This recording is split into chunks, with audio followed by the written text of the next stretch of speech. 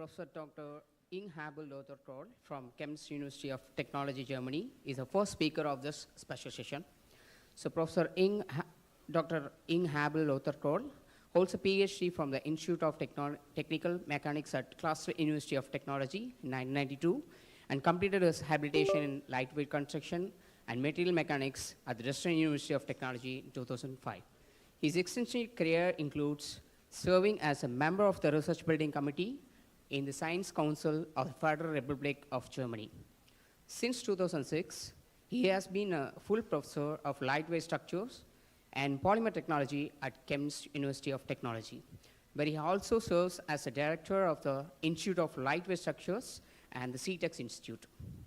He is widely recognized for his leadership as a coordinator of the Federal Cluster of Excellence, Merge Technologies for Multifunctional Lightweight Structures, MEDGE, a major multidisciplinary research initiative.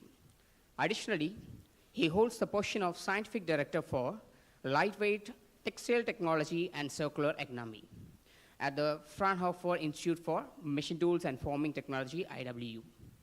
Professor Kroll's research is at the cutting edge of resource-efficient production, focusing on the technology fusion of fibers, plastics, and metals to create high-performance multifunctional structures.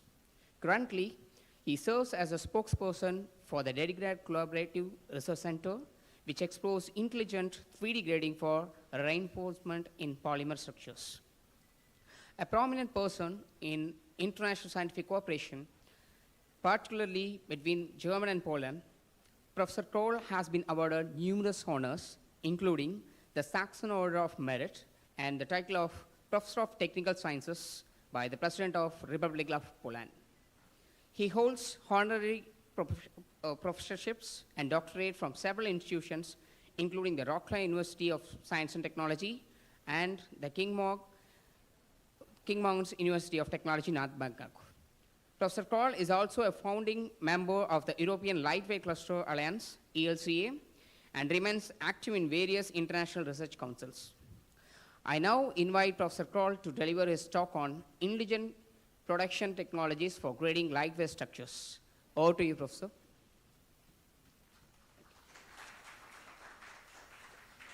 Now it's work.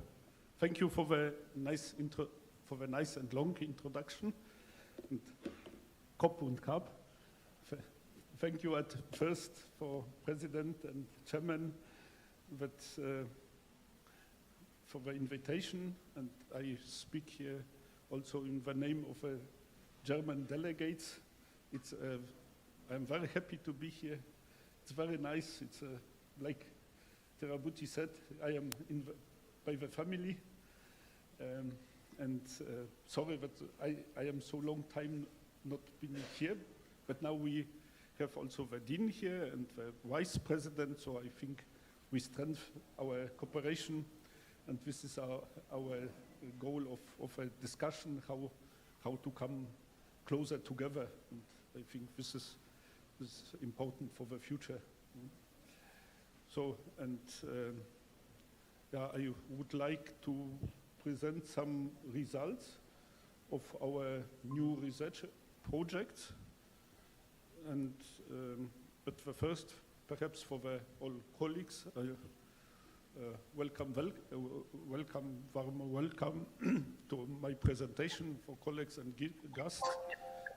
And at first, I only would like to present my institute. I start 2006 with 10 scientists, and it's grow, and you have a topic which it's important, like lightweight structure is a key for climate protection, because when you reduce the mass for mobile application, you can also reduce the carbon dioxide emission. So here help us the physics. And this is some other affiliated institutes and cluster excellence of Merge, where we have a cooperation with KMUTNB previously, merge internationalization strategy. So we have here some also delegates 10 years ago, and we were close together. The research areas of a professorship are mainly in polymer technology, in composites, and you see from the scale at the left side are metamaterials. It's a nanoscale, but also we build bridges, like intelligent, smart bridges with our new ideas, the patents. It's a bridge through the river Chemnitz. When you visit us, we can walk about this. It's an interaction bridge with such a special kind of lightning systems, compounding, machine construction, but also 3D printing of metals is a one group. So why lightweight construction is so important? You know the global challenges. The chairman asked about sustainable technologies, and for us the lightweight technology is a sustainable technology, because when you reduce the mass of components, you reduce the material application, but you also reduce in the usage the fuel consumption, for example. So you have like double advantage, and we call it bivalent resource efficiency in production and usage. You reduce the energy, but you reduce also the material, the raw material. And we make such a roughly estimation when you in German reduce the mass of components in mobile application only 10%. I show you some application where we do it more than 10%, but when you do it in 10%, so you can in German save 100 million ton carbon dioxide emission, and this is a huge number. So I say to governments, come to us, we make a climate protection. But they don't hear about on me. So normally I speak about basic research, and when I present the application, and I think that in Thailand I can do it vice versa. At first present you the application, and when I speak about the basic research and the vision of our new methods, perhaps, or new generation of lightweight structures. Here you see lightweight structures for airspace. We have a project with cabin door, with Airbus helicopter, to use flex fiber, not natural fibers.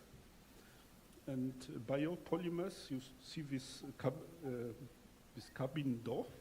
It's made with flax fibers, and perhaps it's also possible to here use coconut fiber or hyacinth fiber, because we don't have such. We have flax fibers. And flax fibers are in application in all car doors in the covers, because they have a very big resistance due acoustic emission. And, it's a LUFO project called LUFO project. I don't know if we come in series, because what was her name?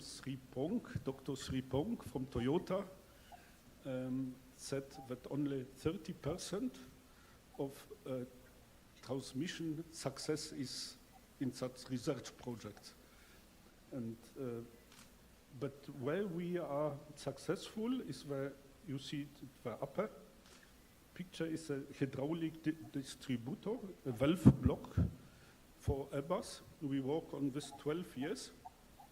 And now, 2 years ago, we have a flight test, the first flight test in the A38 in the megaliner. He's not produced now. And now we have this valve block. You see it here. Upper is in A320.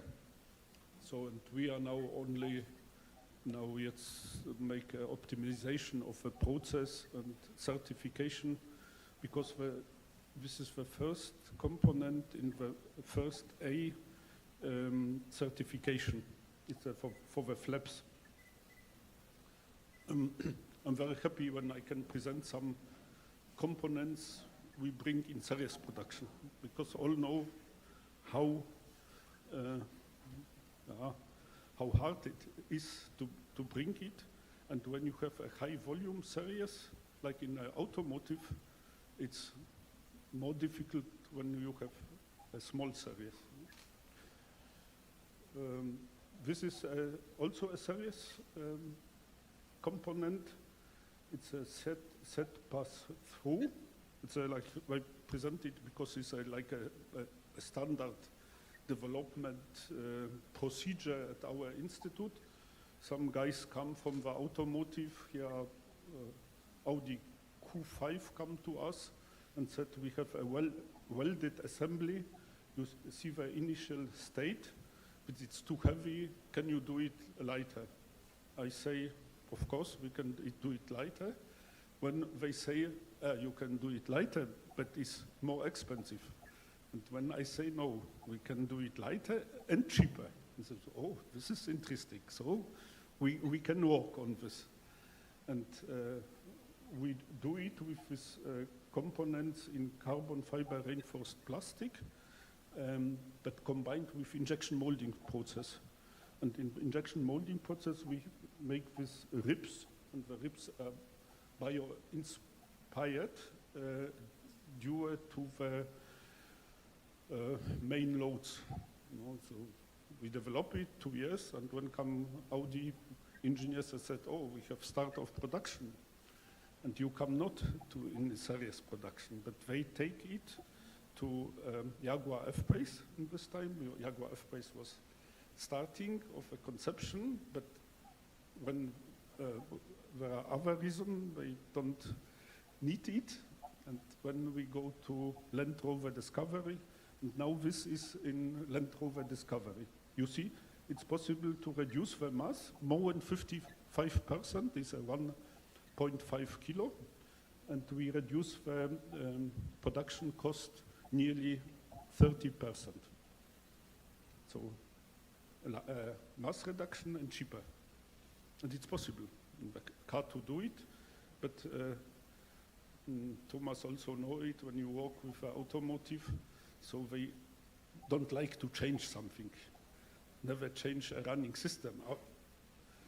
Also when it's better, no? But here we are successful when you have a Land Rover Discovery, look on the seat behind, it's a technology coming from Chemnitz University. So we are very happy on this example. This is another series production, is a car engine mount. We do it with a supplier Mahle, and we also reduce the initial state, a welding group with steel. You see how complicated it is with the insert screws, a lot of welding, but it's possible to do it in a one step, in a one shot, to put all the inserts in the tool, and then one stop with a press you can make like assembling in the plastic process. And I think this is a future generation of lightweight structures. What else? This is a serious lightweight structure. It's also a hybrid technology. Here we combine, or Daimler combine, hydroforming of metal profile and injection molding process. But here the innovation is that they use the same tool for hydroforming, the blow up with profile. You see it in this step 2, the pressure they hold, and outside are coming the injection molding process, and you see you are in the geometry, you are free, very free from the geometry, but you have different adapter for radio and for this cockpit cross member. No? And well, last part, what we have developed for the Daimler A-Class, it's the new A-Class was presented last year in March. We developed a cover with a new technology. We reduce the mass more than 40%, but it's very light construction. So more than 30% means 0.5 kilo, 500 gram. No? But when you calculated it for the whole series of A-Class, it's a huge number to save fuel. And the structure, we call it micro sandwich. It's a polypropylene foam from recycling materials and naddled with flax fibers. So you get a very stiff sandwich. And here you see at the diagram that when you reduce 0.5 kilo per one door, and you multiply it with cars, 1 million cars produced in 10 years,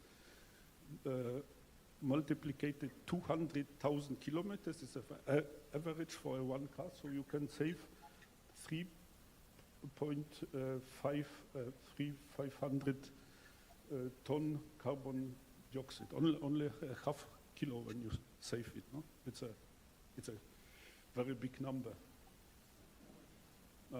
So what is the next step? You can perhaps think about it now. You have the technologies. What can you do in the next step for lightweight construction? And so I work on this 7 years, but we are successful.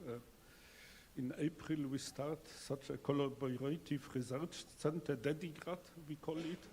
It's a new generation of lightweight structures. And I would like to explain you what is the new. I take Aachen University of Technology and Dresden University Technology. You know Aachen University Technology, I think, no? It's not so famous like Chemnitz, but also someone know him. So, and we have also Technische Universität Wien, Vienna, and Fraunhofer Institute. And this is what I presented. Also, we have success to combine metal and injection molding or press technologies. This is for me the first generation of lightweight construction. The second is to substitute metal with composites, what I presented with a load through, for example. It's also, you make more when this mass reduction in the first step.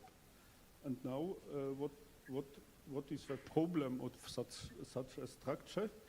This is the interface.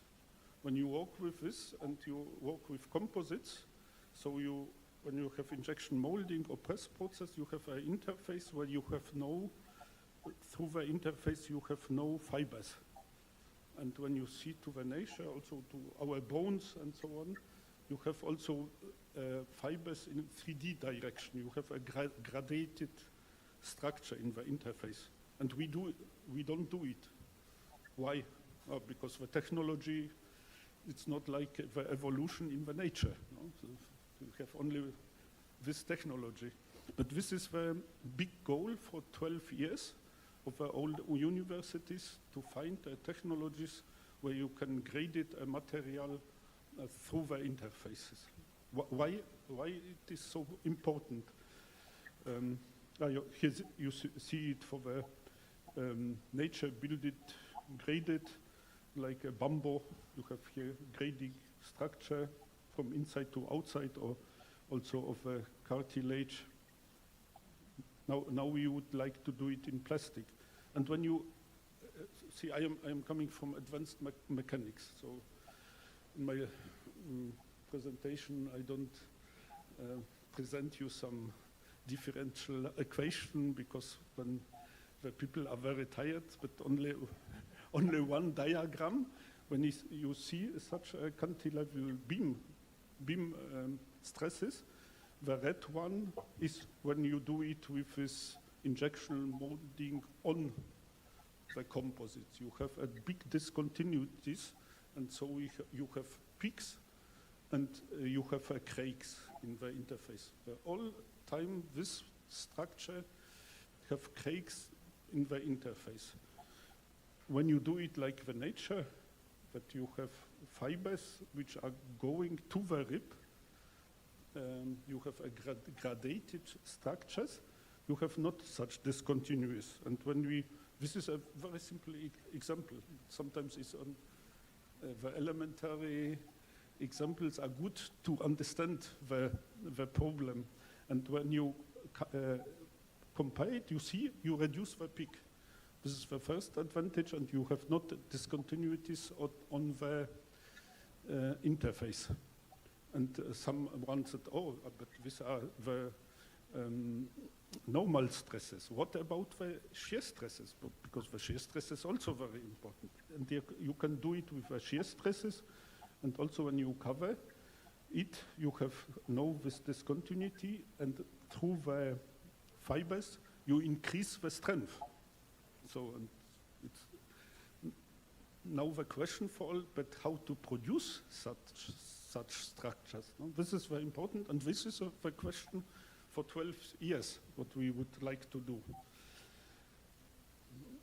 So how to avoid the failure, critical stresses and discontinuities and peaks. Current production technology do not permit this grading. So now when you look about such processes, you have a lot when you work with composites. I think a lot of you work with composites. You have anisotropic material, orientation-dependent material behavior. You have 3 basic elastic possibilities, Young modulus, 3 Poisson ratio, 3. So many failure criterion. Now in USA is a doctor thesis. They count all failure criteria for all composites. And there are 10,000 failure criteria now worldwide for composites. What you choose, what is the best? No? So many parameters. And when you look on this, you have a design room with so many parameters which are depending on each other. And now we have additionally grading parameters is a volume fracture, the volume, the value content, and the orientation of the fibers. So you multiply the design room, and they exploit such design room. So it's only possible to handle it with AI, artificial intelligence, to make a lot of data in the process, and when to optimize it with AI in the process. This is why we would like to develop, we call it intelligent development and production system, IDP system. That this tool gives you as an engineer to find the optimal constellation of parameters for one defined structure. But we start now, we make the first steps, and to make a basic investigation, you see, we make injection through, not on, through the composite, so we bring the fibers in the ribs. No? This is some specimen what we defined, like an elementary flat structure component and elementary profile structure. And when we make a new geometry to find or to make investigation for interface strength, interface shear strength, and interface normal strength, because we need this basic strength parameters for the failure criterion. So we built a new failure criterion. And you see, you have to develop the tool. You make mold flow simulation, how to bring the fibers inside, how to make the optimal parameter constellation. Okay, see you the filling study with mold 2 more flow minutes. with a tool to bring the fibers in this ring, where we now, it's an adapter for our forces. No? And now we make the first steps. We try to make in such, it's the first results what I present from the Collaborative Research Center. We look about different Excuse me, Professor. constellation. Yeah, okay, I do it very fast. Thank you. To improve the strength of a material due to different adhesion promoter. No? So, and when you do it, you have this flat demonstrator, do it very fast. We look at the heating time, at the mold opening time, heating power. So, and when we make the investigation of such called head tensile strength, and we find out what is possible when you make such on micro orientation of the fibers in the rib. And this acknowledgement, it's for Deutsche Forschungsgemeinschaft, German Research Foundation. This from the big project, the first results, I thought that it's good to present it in Thailand, not in Germany. So thank you very much.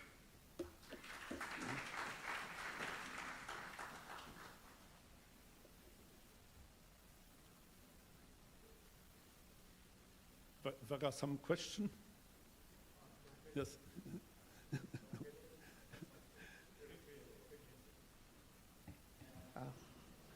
Now the floor is open for discussion. Any questions from the participants? Okay. Yeah.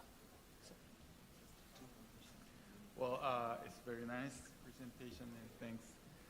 And I think you can provide your lightweight material things to the other applications too, such as this KMUTNB, they have their satellites. And what if you provide your materials to their satellites? Well, to the energy guys, well, if we have light materials and light of the whole systems, then I think I can manage easily for the energy wise. But in the space, I don't know how does it affect the fractures and lasting things and those kind of things. So what is your ideas? I mean, I suggest you applying that lightweight to the satellite, their satellite.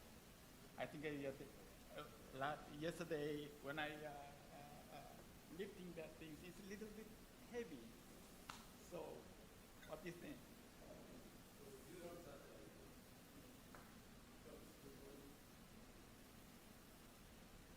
So this is a question of economy, no?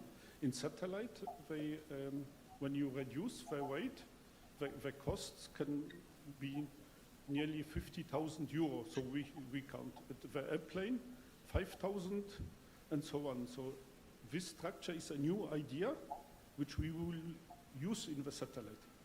Okay. So this is the idea, okay. Of course. But at first we have to make the basic research. No? All right. But we discuss later. All right, thank you. Thank you for the wonderful talk and your fruitful discussion. So your perspectives on advanced manufacturing approaches and innovative solutions for developing greater lightweight structures are truly thought-provoking and inspiring, Professor. Thank you. Thank you, Dr. Shiva. A small note to the subsequent keynote speakers, we are currently running behind schedule, so you are please advised to stick to the stipulated time frame. I now invite Dr. Dharani, a postdoctoral researcher, to introduce our online keynote speaker. Swadika, good afternoon to one and all present here. I will now introduce about our online keynote speaker, Professor Dr. Ing Marcus Clay from Malayan University, Germany. Professor Dr. Ing Marcus Clay is a professor of construction and product development at Malayan University, Germany, where he has been serving since March 2011. His academic and research work focus on drive technology, mechanical design, product development, waste heat utilization, contributing to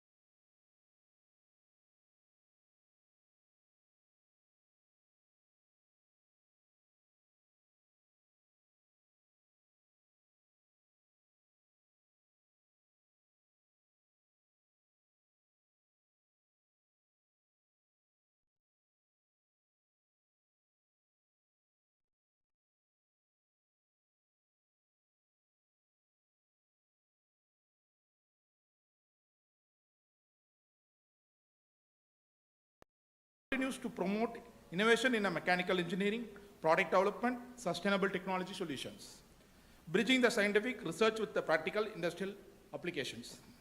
I heartily welcome Professor Clay to deliver his keynote speech about temperature prediction of electrical machines using machine learning methods.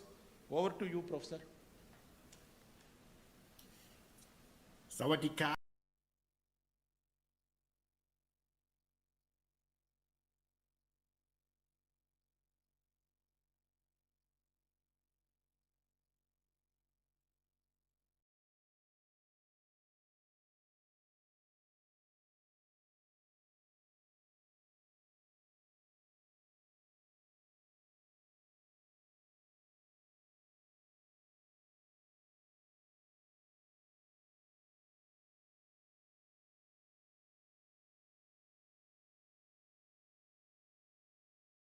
Short overview of our research focus. We have three core competences. We do develop testing methodologies for electromechanical powertrains on component and system level, and we have different facilities, test rigs, where we can test whole vehicles.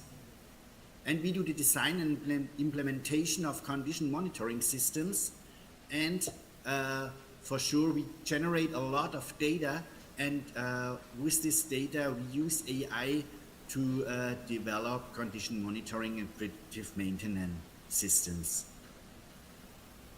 So this is the overview of the agenda. I first want to talk about the motivation and the problem statement for the temperature prediction, and then the basics and state of the art on electrical machines and what the temperature causes there. Then we would go on to state of research and development, and I want to introduce our test rig, our test facility, how we did the testing on the Mercedes EQS model, and then the modeling and results, and then we will have some time for discussion and conclusion. So, what is the situation? In a global context, we see that there is electrification and digitalization due to the need of reduction of carbon and climate policy, and therefore we see many more electrical vehicles, and for sure they are more digitalized. And we have technical challenges there. We need to have efficient and sustainable electric drives, because the batteries are really limiting the mileage, and therefore we need to have very efficient drives there. And we have digital approaches like machine learning and condition monitoring. We can use data in an intelligent way, and have condition monitoring for forecasting what the temperature might be, what the mileage might be, or what might happen to the different components. And then we have virtual sensors to tell us what the behavior of the machine in the one or the other position is like.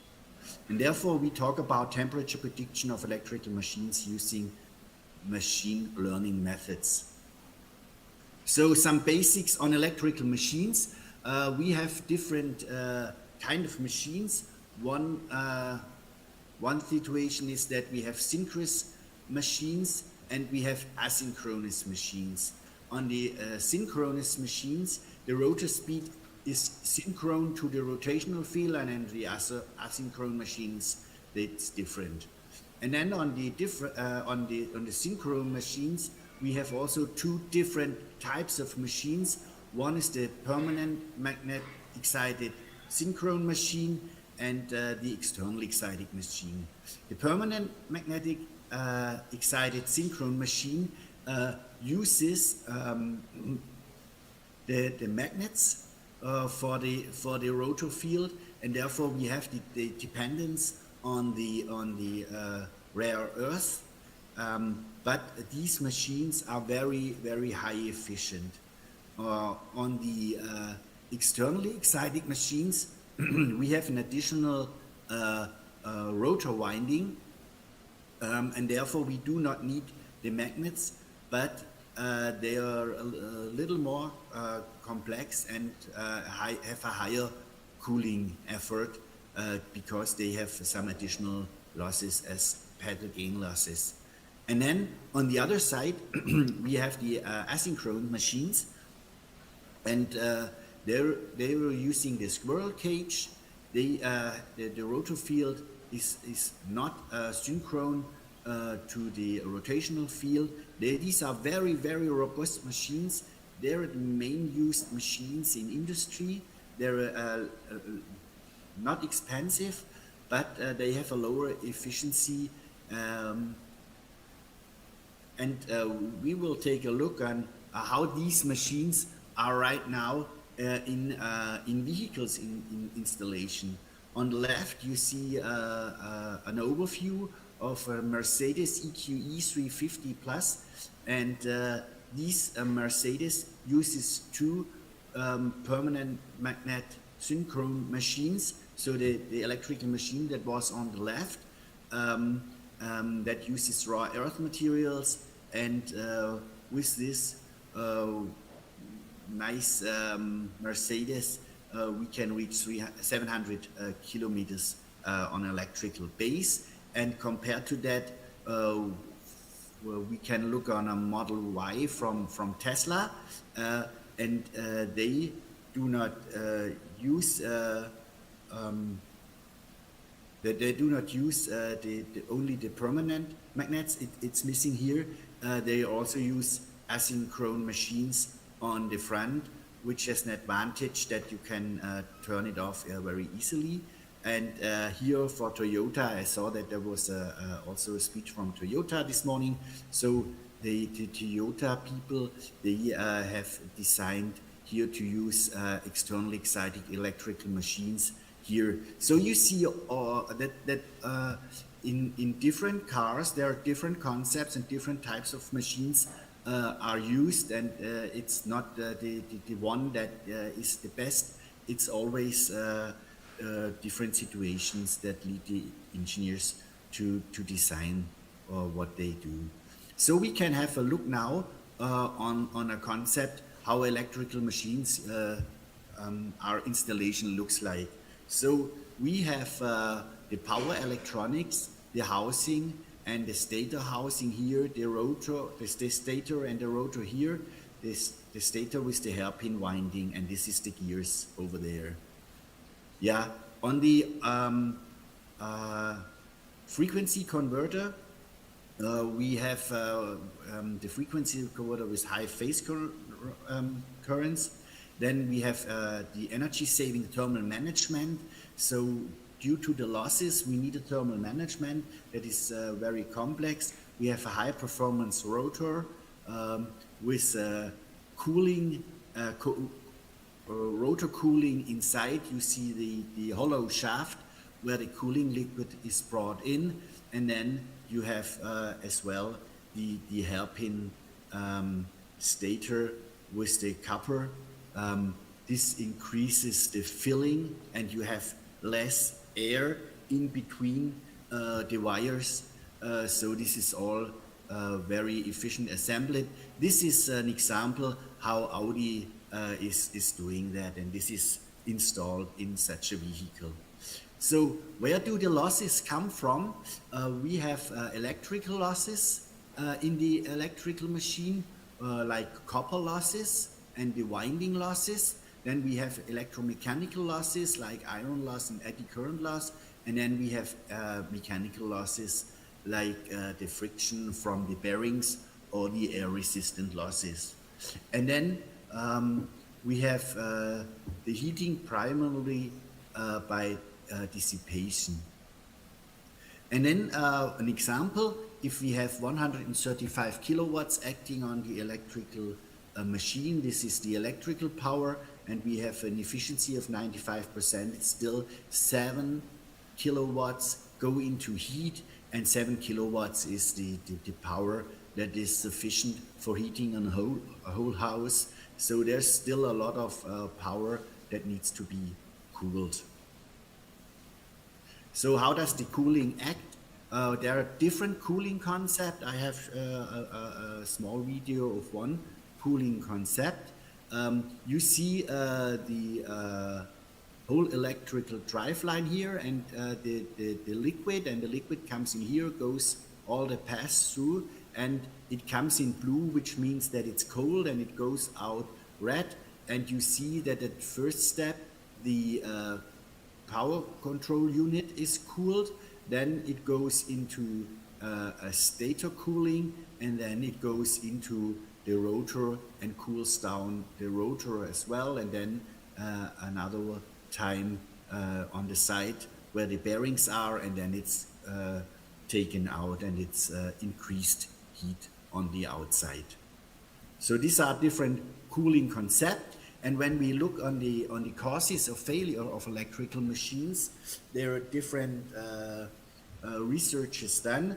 So one is done from IEC, and then International Energy Agency and Electrical Power Research Institute.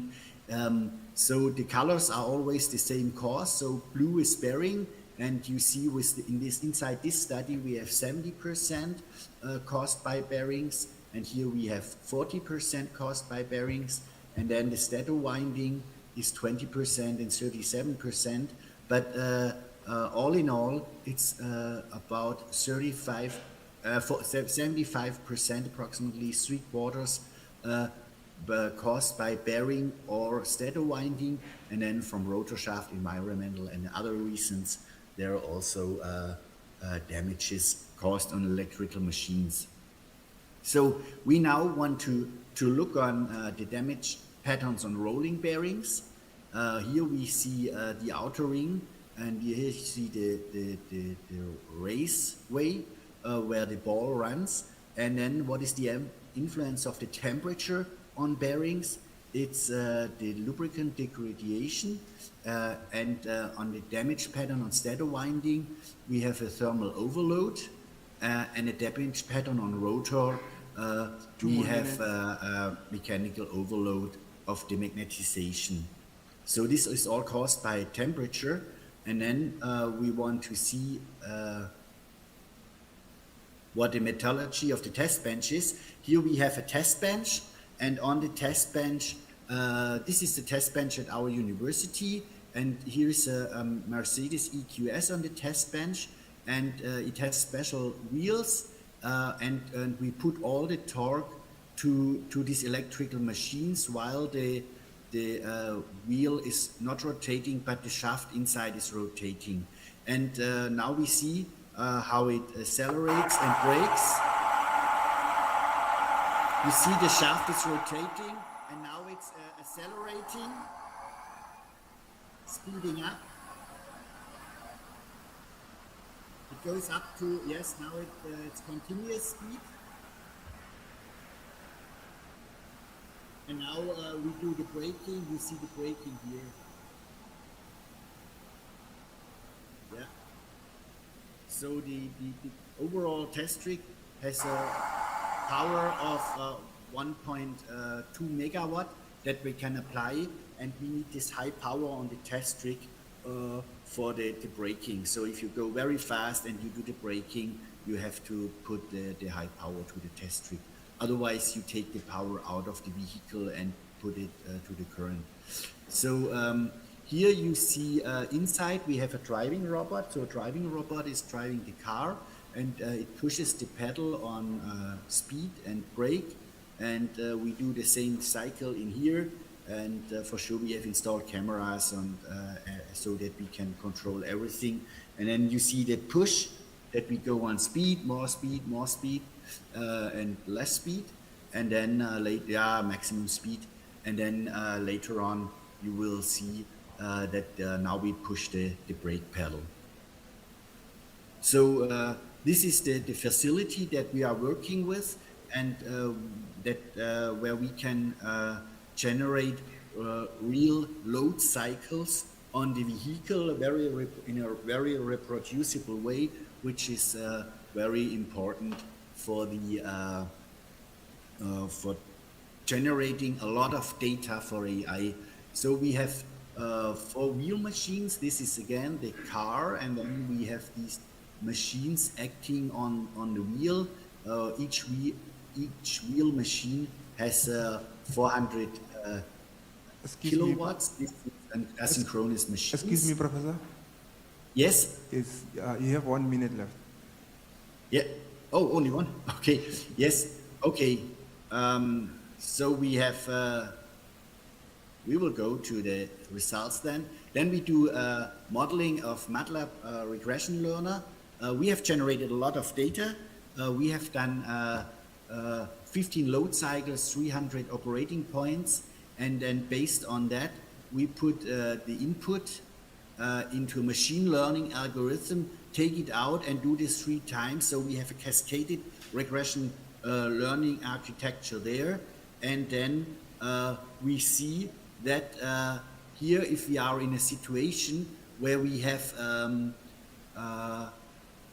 we say this is the driving speed, and in this situation we have increased temperature or lower increase or a decrease of temperature, we have a very good fit of real and prognosed data, as you see here, and we do this with MATLAB deep learning toolbox. Then we had another algorithm, time series prediction, and we have identified patterns and trends in time order data, and we could also develop a prognosis model where we see that the real temperature flow, not only the stationary temperature, is very precise. After some cycles in the beginning, we still see some offset, but after some minutes, we are very good in prognosing what the temperature is on the electrical machine, and another prognosis model showed the same. So we have done 3 modeling strategies using measured data on the vehicle. We have applied temperature sensors on the vehicle, and here you see the overview of the results. So some are very efficient in training, but have a different size. But with these 3 models, we say that we can do a very good temperature prognosis on electrical machines. So machine learning models are suitable for temperature prediction of electrical machines in the vehicle. The Gaussian regression and the GRU and LSTM models show that we have good results, and this enables a practical data-driven temperature forecast. And we can expand these features. Now we can say we do not only a prognosis for the temperature inside in time, but we can also say that we now have a virtual sensor for situations where we cannot really measure, but we are still very precise. So the virtual sensor development of additional forecast models will be the future, where we'll be a very big advance for critical situations in industry out there. So thank you very much for listening. Any questions? Due to time constraint, we can ask questions through Professor Mail ID. You can convey the questions to Professor Mail. Thank you, Professor, for keynote address and discussion. Your perspectives on applying a machine learning techniques for accurate temperature prediction in electrical machines are highly valuable and enlightening. Thank you, Professor. Thank you.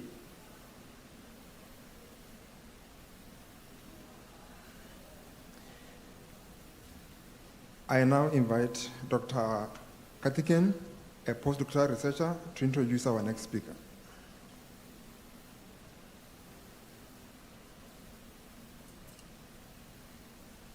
Thank you. Good afternoon to all. Professor Dr. Reynhard Habil Stefan Fischer from Dresden University of Technology, Germany, is our next speaker of this special session. Professor Dr. Stefan Fischer holds a diploma in chemistry from TU Dresden, and he also completed his PhD thesis on synthesis of ferrites in 1992. Following his doctoral studies, he served as an assistant professor at the University of Mining and Technology in Freiburg until 2003. During this period, his research spanned the chemistry of inorganic and organic salt, as well as natural and synthetic polymers.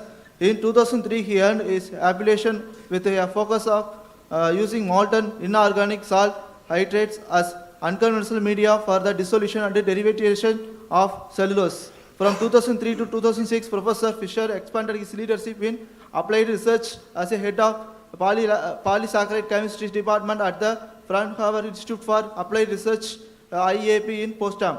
His professional journey came from full circle in 2006 when he was appointed as university professor at his alma mater, TU Dresden. Currently, he serves as a professor of wood and plant chemistry and is head of the Institute of Plant and Wood Chemistry, IPWC, within the Faculty of Environmental Science at TU Dresden. His extensive expertise in plant-based chemistry and in unconventional reaction systems such as ionic liquids places him at the forefront of sustainable material science and biomass utilization.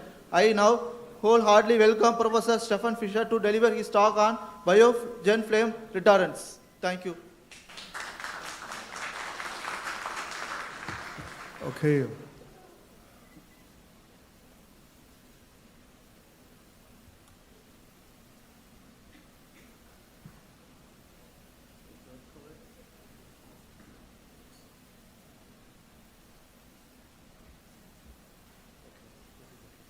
Okay, thank you for the introduction. Thank you for the organization of this conference, and it is a pleasure for me to be here in Bangkok. This will be a chemical lecture now, and I thought about what could be interesting from the chemical point of view and from the technical point of view, and so I will speak about biogen flame retardants. This is a picture from the Institute of Wood and Plant Chemistry. It is located near Dresden in Tharandt, and we are part of the Department of Forestry. In the institute, we work with biopolymers, with wood, with bark, with non-wood plants. And at first, we make a pulping in order to separate the material into the components, cellulose, lignin, and extractives. And then with these materials, we make applied projects, mainly with the industry. We also work with other polysaccharides, for example, starch. And this is a topic today. I will speak about application of such materials as flame retardants. What is the motivation, or what was the motivation? The motivation was that we have often some problems with fire. Here is a picture from Notre Dame, here from Hong Kong. And all these materials need flame retardants. And we start with this development more than 15 years ago with some partners from Dresden, from Freiberg, and with some companies. And this is an ongoing work, and a lot of co-workers are presented here, and I will give you some overview of this ongoing research. Because here are a technical lecture, a lesson, and I ask where flame retardants is important. Of course, flame retardants important for construction, for buildings, but they are also important for electrical engineering, for electronics, in the casting of computers, televisions, cable sheeting. They contain flame retardants. The automotive and the e-mobility, we need such in the seats, in the dashboards, and also for flying and for rail. The cabin materials need such flame retardants. And this was another motivation. We started with the development for wood materials.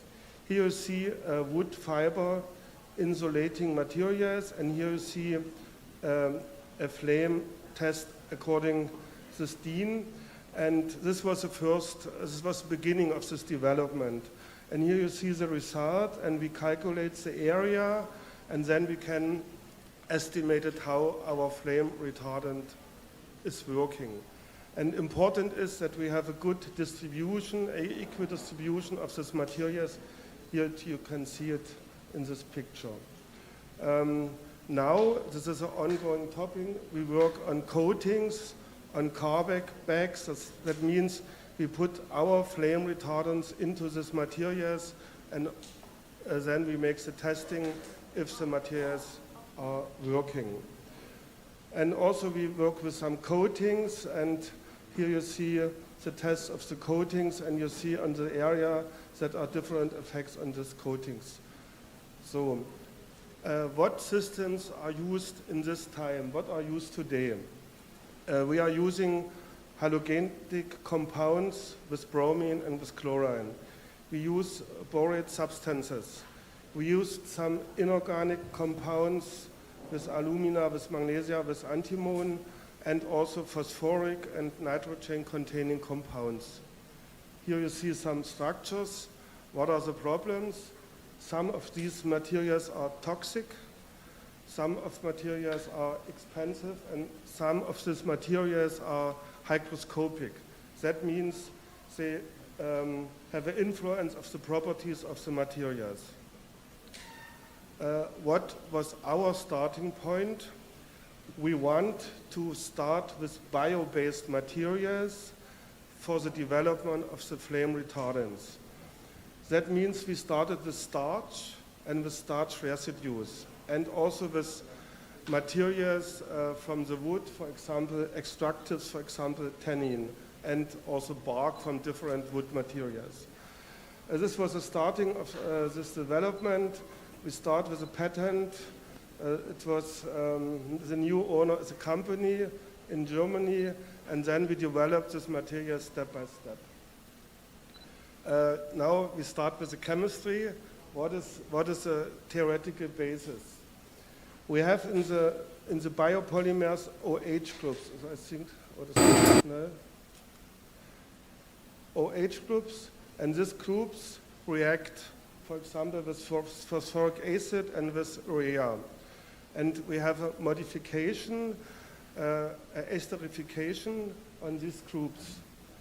You see here the reaction temperature is nearly 140 degrees, and you see the reaction on the 3 OH groups. As a result, we have a biopolymer which contains nearly 10% of phosphoric and of nitrogen. That means it is a biopolymer. We work solvent-free, and we have no toxic chemicals for this modification, and it is cost efficient, and we have only renewable raw materials. These are the reaction conditions. We work at the temperature above 140 degrees. The chemicals, the raw materials are also starch or other bioorganic residues, urea, and a phosphoric agent. For the chemistry, it is important to have short reaction times. That means we have a time from 2 hours in a kneader, or we can work in an extruder. Then we have only a reaction time of some minutes. Here you see the lab scale with the kneader. In the left side, you see the starting material is white. Then the reaction starts. The color change. Some gas is going out, and on the right side, the material is ready to use. You have no washing processes, and you must only mill the material, and then you can put into the wood material or in other materials. We developed also the reaction in an extruder, and you see here in the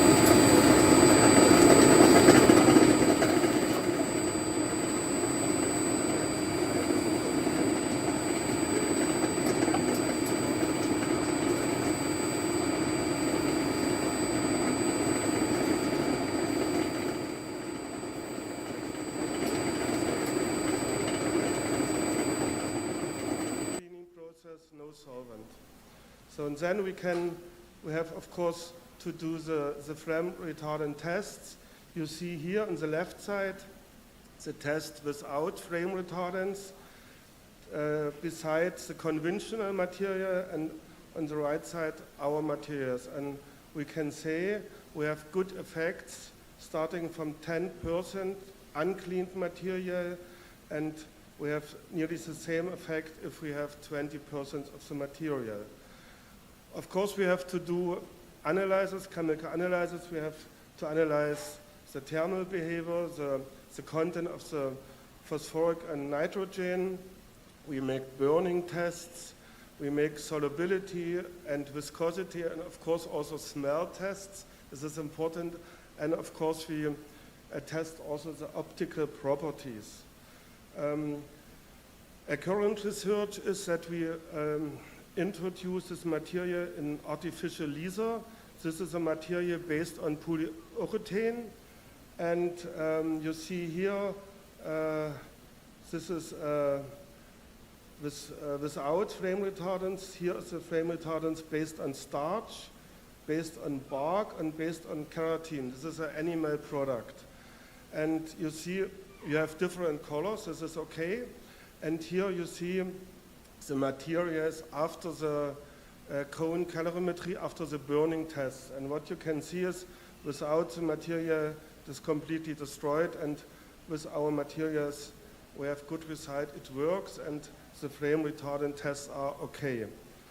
Then we also make the burning tests. That means we measure the oxygen index, and you see starting from a concentration from 5% to 10, it works. And the same results we have with the tests, with the burning tests, vertical, horizontal, 10% are enough that our material works very good. A new test for us was a smell test. That means we have a scale from 1 to 6 to discuss this behavior, and we can distinguish without flame retardants and with the flame retardants based on starch, plant material, keratin, animal material. And you see there are different smell behavior, and the material based on plant material works. 3.0 is okay. Animal products are some dangerous, and we cannot use it. This was the first point. Then we developed this topic to new materials, and a new material we tested in this time is phytic acid. This is also a bio-based raw material. It is a component in different plant materials, for example, in oil seeds with a concentration of 10%. We extracted this material, and we investigate this material also for coatings of surfaces and textiles, and also for the impregnation of wood. Here you can see one result. It's a birch veneer, and here you see the burning tests of a native material with 7% of this new flame retardants, and this is the time. And you see it works, but not for the long time.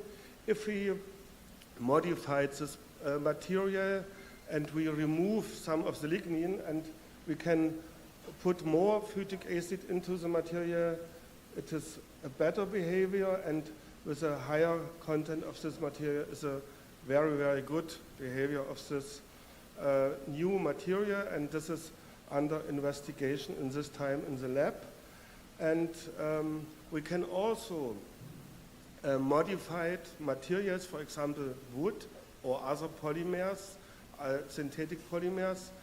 If we at first make a delignification of the wood, that means we remove some part of the lignin, then we put hydroxypropyl cellulose. This is a biopolymer, a modified polymer, phytic acid, and you see, as a result, we have a transparent wood, a nearly transparent wood, and if we test after the modification with the phytic acid the flame retardant effects, then you can see it works very, very good. That means this new material is excellent, and we try to combine the modification process with the phosphoric acid and with the urea with this new material in this time. Let me summarize this chemical lectures. We can say that nearly all of the modified bioorganic materials show flame retardant effects. We can show this with burning effects with the LOE, and we can say that the biogain flame retardants have comparable behavior to commercial flame retardants. The industrial production starts in this time in Germany. We develop this material to a new scale, and what we're doing in this time, we are looking for further bioorganic raw materials as flame retardants, and in the cooperation of the group of Professor Xingxik, we started also tests here with the material, and this is under ongoing investigations. So I am on the end of my talk. I have to thank for the financial support of the government and also of some companies, and thank you for your kind attention.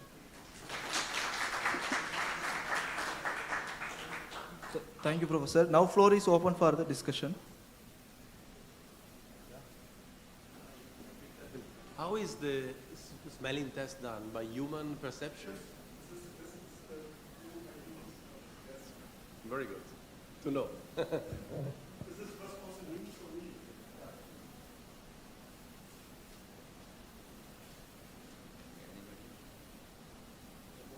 Thank you, Professor, for your insightful and engaging presentation on biogen flame retardants. Wait, Karthik. Please. Maybe a last question, if you allow. Stefan, thank you very much for this nice presentation. What about the cost, the price of this bio-based fire retardants additive against the commercial additives you have, like ATH or things like that?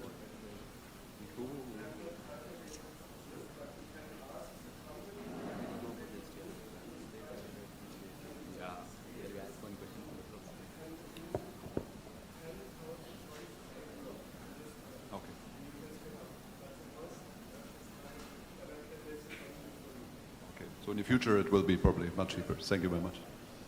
Prof, I'm having one question. Hello, Prof. Yeah, I'm having one question. Actually, as we are working on flame retardant, myself, I'm having doubt about flame retardant. So, like, how flame retardant will be impactful for the sustainability, like from the raw material extraction to end life? Yes.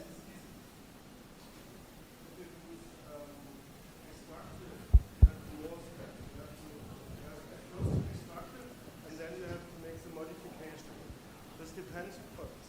This depends on the raw material you use. But in summary, it should be more efficient because you have a bio-based material.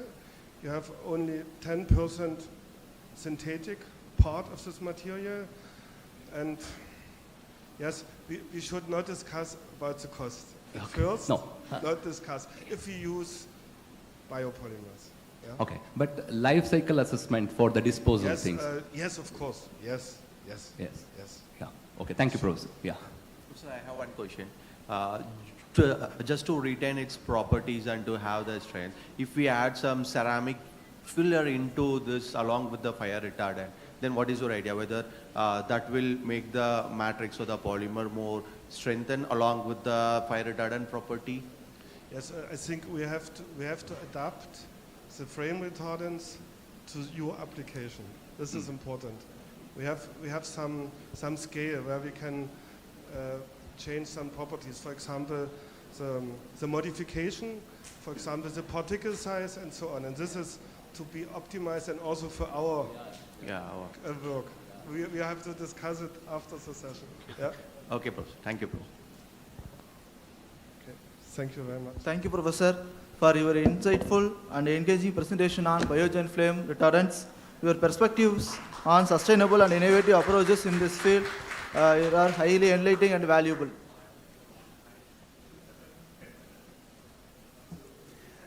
Thank you, Dr. Kathigan. I now invite Dr. Howard, a postdoctoral researcher, to invite our next speaker.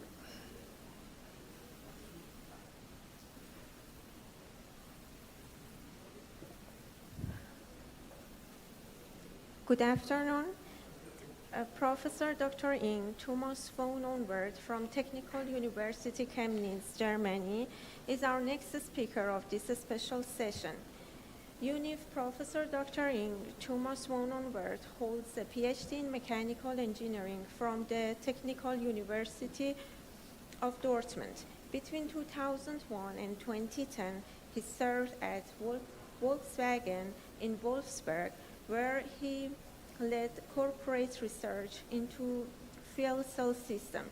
During this tenure, he was notably responsible for the fuel cell car fleet at Shanghai in China from 2006 to 2010. Since 2010, he has been a professor and head of Department for Advanced Powertrain at Chemnitz University of Technology and has served as the director of the Institute for Automotive Research since 2014. In 2025, his leadership expanded as he was appointed Vice Rector for Innovation and Economic Development at the university. Professor von Onwert is the notable person in the European hydrogen landscape, serving as the chairman of the board for HOTSU, a leading hydrogen technology cluster, and since 2024, as chairman of HIC, the National Hydrogen Innovation Center in Chemnitz. His research focus encompasses hydrogen and fuel cell comprehensive system and stack development. Second, electrolyzer and e-mobility, advancing sustainable drivetrain technology. And third, smart mobility, co-chairing the smart rail connectivity campus to integrate automated and network rail travel. With over 100 publications and numerous patents, he is an active member of the Hydrogen Europe Research and the German Hydrogen Association. Beyond academia, he is a frequent speaker at the international conferences and regular contributor to public discourse on future energy and mobility. Now, I wholeheartedly welcome Professor Thomas to deliver his talk on hydrogen and fuel cell for mobile application and technological approach for series production. Thank you very much.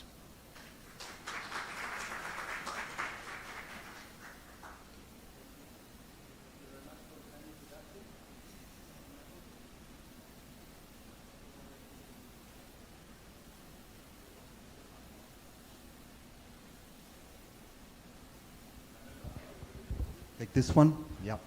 So thank you very much for the kind introduction.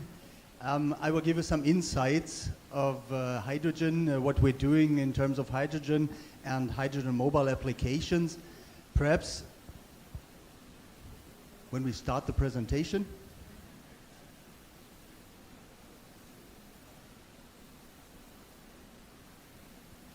Yeah, there are some macros inside, so it can happen.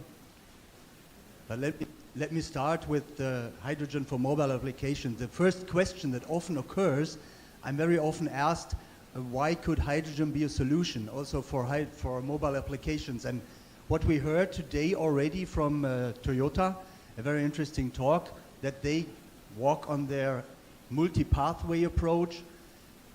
They and some other car manufacturers rely definitely to hydrogen.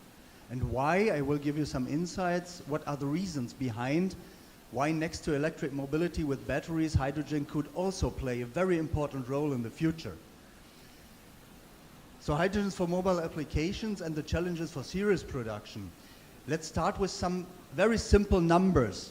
When you look at these two numbers on the left-hand side, from your point of view, you see the number of vehicles running around the world today. So we're talking about more than 1.6 billion vehicles around this globe. So this is the number you should bear in mind when we talk about CO2 production, because simply from this number of vehicles, the right number, the 3.6 billion tons of CO2 occur each year. And this CO2 is definitely known as a climate changer. We talk about climate change today, and CO2 plays an important role. This is why we should try to decrease CO2 emissions. That's very important. And the next question that occurs, bearing in mind these two numbers, the next question that occurs is often, why couldn't we stop cars emitting CO2? When you look in this very, again, simple picture with some calculations in detail at the bottom, you see that as long as we burn fossil fuels, and be aware, this is the original problem. We burn fossil fuels. And as long as we burn fossil fuels, we produce definitely CO2. There's no way around. I hope chemists agree that if you burn hydrocarbons, you produce at least, with an optimal burning process, you produce at least CO2 and water. This is a simple result, the product of a burning process, burning hydrocarbons. So you see, there's no way around as long as we burn fossil fuels to reduce or to not longer emit CO2. So the following question is, what can we do? And this is the scheme that car manufacturers paint very often.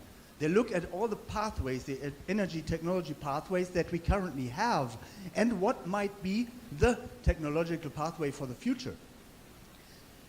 This diagram shows an overview over possible future energy pathways for reduction or even neglecting CO2 emissions.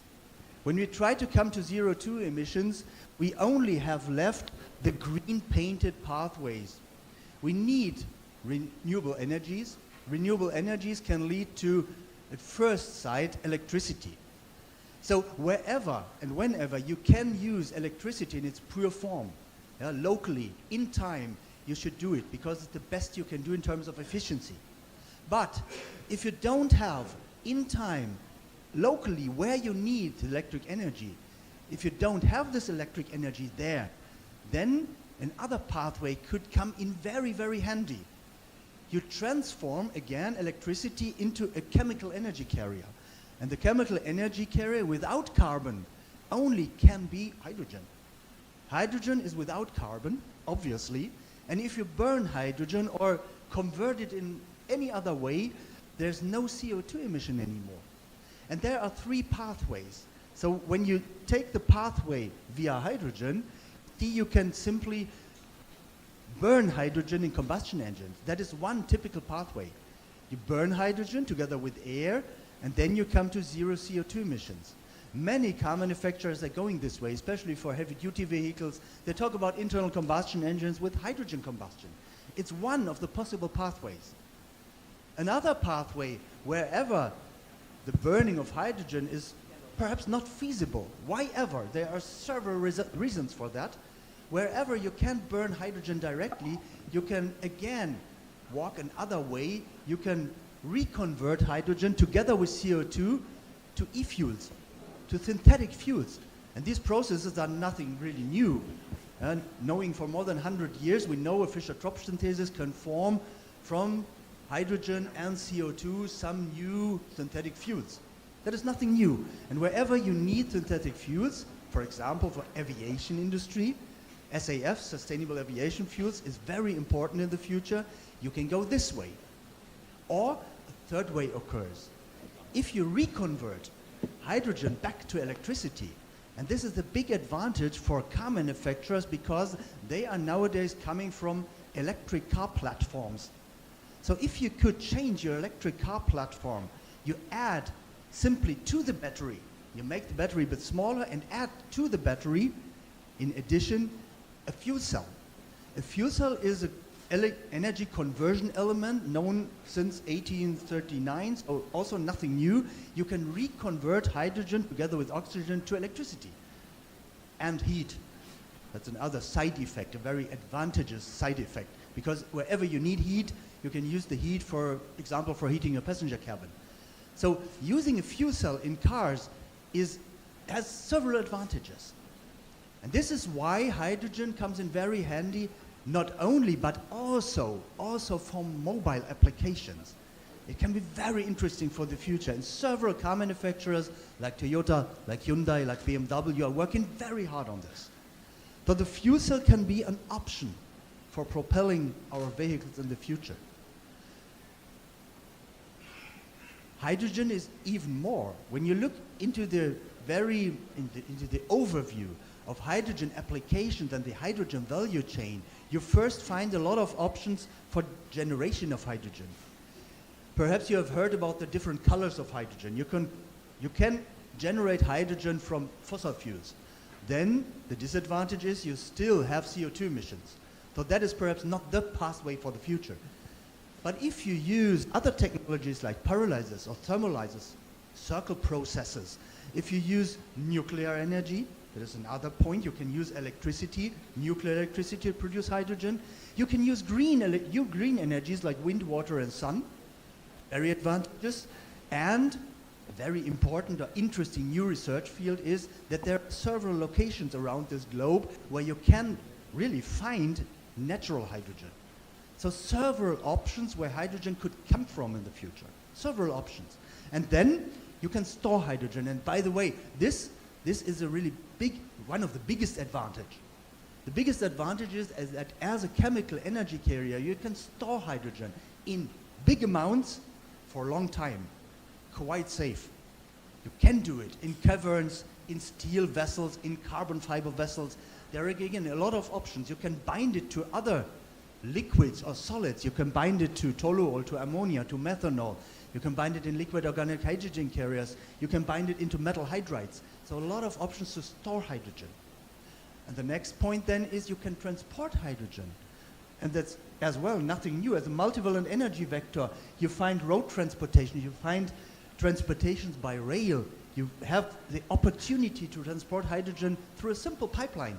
Perhaps it has to be a bit modified in terms of ceilings of the pipelines. But in general, steel pipelines are today already used for transport of hydrogen. And you can transport it in a maritime way. There are several ships transporting hydrogen from Australia to Japan nowadays. So that's also nothing new. And in the application area, you find a lot of applications. You can use hydrogen for re-electrification wherever you need it. You can use it for steel production. The direct reduction of steel needs a lot of hydrogen, but the disadvantage, the steel producers need it for a very low amount of money. It has to be very, very cheap. That is the disadvantage. You can use it as an industry feedstock for chemical purposes. You can use it to produce heat again, and you can use it in the mobile sector. And the advantage of the mobile sector is that in terms of cost, you find that the price level for mobile applications can be a bit higher than for other applications. And nowadays, we're talking about a market activation for hydrogen. And in a market activation phase, the market is very price sensitive. And for cars, for vehicles, you can have a price, let's say for 20 or 30 euro cent per kilogram of per kilowatt hour of energy, while, for example, for the steel industry, in the market activation phase, the green production of hydrogen is simply not competitive. You need vast amounts of hydrogen for a very low price. So for the market ramp up, it could be very, very interesting to ramp up first in the vehicle and the mobile sector. Quite an interesting argument, an interesting reason. So let's talk about the challenges. When you look at the overall propulsion system for a vehicle, and it doesn't matter if it's a passenger car or a truck, it looks very similar. We see several components. We see components, a very new component, the fuel cell stack itself. We see a lot of other components around. We need some auxiliary components that can be derived from internal combustion engines, by the way. Very interesting for suppliers that they produce now their auxiliary components for fuel cell vehicles. We need tank systems and mountings. We need electric drives and gearboxes, so we derive it from an electrical car platform. We need still small, but we need batteries, and we need some process technology components. And this is the overall value chain behind hydrogen for mobile applications. And these series components need production technologies. So simply, still the challenges are not only, but as well in manufacturing of these components. What we did in our research projects, in one research project, we derived a platform for collaboration in the field of hydrogen technologies, especially in the field of fuel cells. We have derived we call it open source stack platform. You all might know open source software like Linux and something else. We did it on the hardware side and said we need some open platform where we can research and develop together, best all around the world, with several collaboration partners. And we derived this open source research and development platform for fuel cells and electrolyzers, by the way, where what we offer to partners with simplified access. It is a reference for new components. You can bring in new components and try them out in the test fields. And we do with this open platform a know-how transfer. The challenges behind why we do this with this open source platform is that the challenges are mostly still cost-driven. Costs are still a big factor for introducing this new technology. We see when you look at this current cost split per single fuel cell stack, you see most of the costs are still in the membrane electrode assembly, coating the electrodes to the membrane. It's quite expensive because we still need platinum or a catalyst for that. You see we need a gas diffusion layer that is 5%. We need some balance of plant around. We need the bipolar plates. We have a cost split with several quite expensive components. We need to decrease these costs when we try to head into series production dramatically. We need to reduce costs. And that can be done by the economies of scale. So we need a series production, but therefore we need series production processes. And that's not that easy because there are several of them. Underlining which single number of cells is behind that. When you talk about a series production for fuel cells, for example, when you talk about 5,000 vehicles a year, for example, you see these numbers of stacks per day, stacks per hours, MEAs per minute, bipolar plates per minute. And when we try to increase the series production, and the typical series production for a car manufacturer is 1 million vehicles a year. That's nothing special. 1 million vehicles per year mean that we would need to produce 3,340 plates per minute and 1,660 MEAs per minute. And this is really high-scaled series production. And there is, around the world, not a single machine that can produce these numbers nowadays. So we have several challenges to solve how to come to these high outputs if we ever head into series production. And the overall aim is to reduce the costs when we are currently still talking about several thousands of euros for a fuel cell powertrain. We know from our studies that we can decrease the costs a factor of around about 10. That's nothing new. A lot of studies about that state that we can drop down the costs definitely when we produce 5 million vehicles per year. So we need these economies of scale, and therefore we need to still decrease catalyst content because platinum is expensive. There are several research projects as well at our institute to reduce platinum content. We need a simplified balance of plant, so simplified components around the system. We need optimized manufacturing processes, machines that can produce this high amount of components. The system complexity has to be reduced, the system efficiency, and we need a thermal and efficient thermal management. We need a use of series components. We need function integration, lightweight design. That is something we do together with our partners, with Dr. Kroll, for example, very intensively to work on lightweight structures for fuel cells. We try to reduce precious metals, and from the scratch, while developing this new technology, we're already thinking about recycling technologies. Because you have the chance, when you go into new technologies, in the design phase, in the first design phase, to have an eye on how to recycle afterwards your components.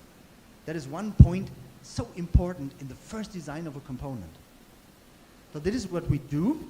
And in our institute, just a bit advertising, we have a lot of test stands. So at Technical University, we have a big group of researchers working on hydrogen projects. We have labs with hydrogen infrastructure and a lot of test stands. We are the origin of the H2 technology cluster, and you're very warmly invited to join our, meanwhile, international hydrogen cluster. We have interdisciplinary projects across faculties, because there are several technologies in the fuel cell technology. There's electrochemistry, there's mechanical engineering, there's electrical engineering. It's very interdisciplinary. That is why we work together with several other colleagues. We founded a Saxon Hydrogen Union, Dresden. Also here today, Dresden and us joined the Hydrogen Union because we know we have to collaborate in this big issue of hydrogen. That's nothing for someone alone. We have numerous international publications and patents, and if you're interested, we have established our very first university master degree program on hydrogen technologies at Technical University Chemnitz. You're warmly invited. If you need a master degrees program, join us at Chemnitz. What do we do in terms of research? Just two other pictures. One picture is on our cutout of hydrogen technologies at Chemnitz. So we do a lot in design and multi-criterial optimization of components for fuel cells and electrolyzers. There's a lot of simulation in this, but also manufacturing of components. We do a lot of modeling and simulation of transient processes. For example, you see a hydrogen recirculation nozzle or an ejector, and modeling these supersonic flows in very small geometries is not that easy.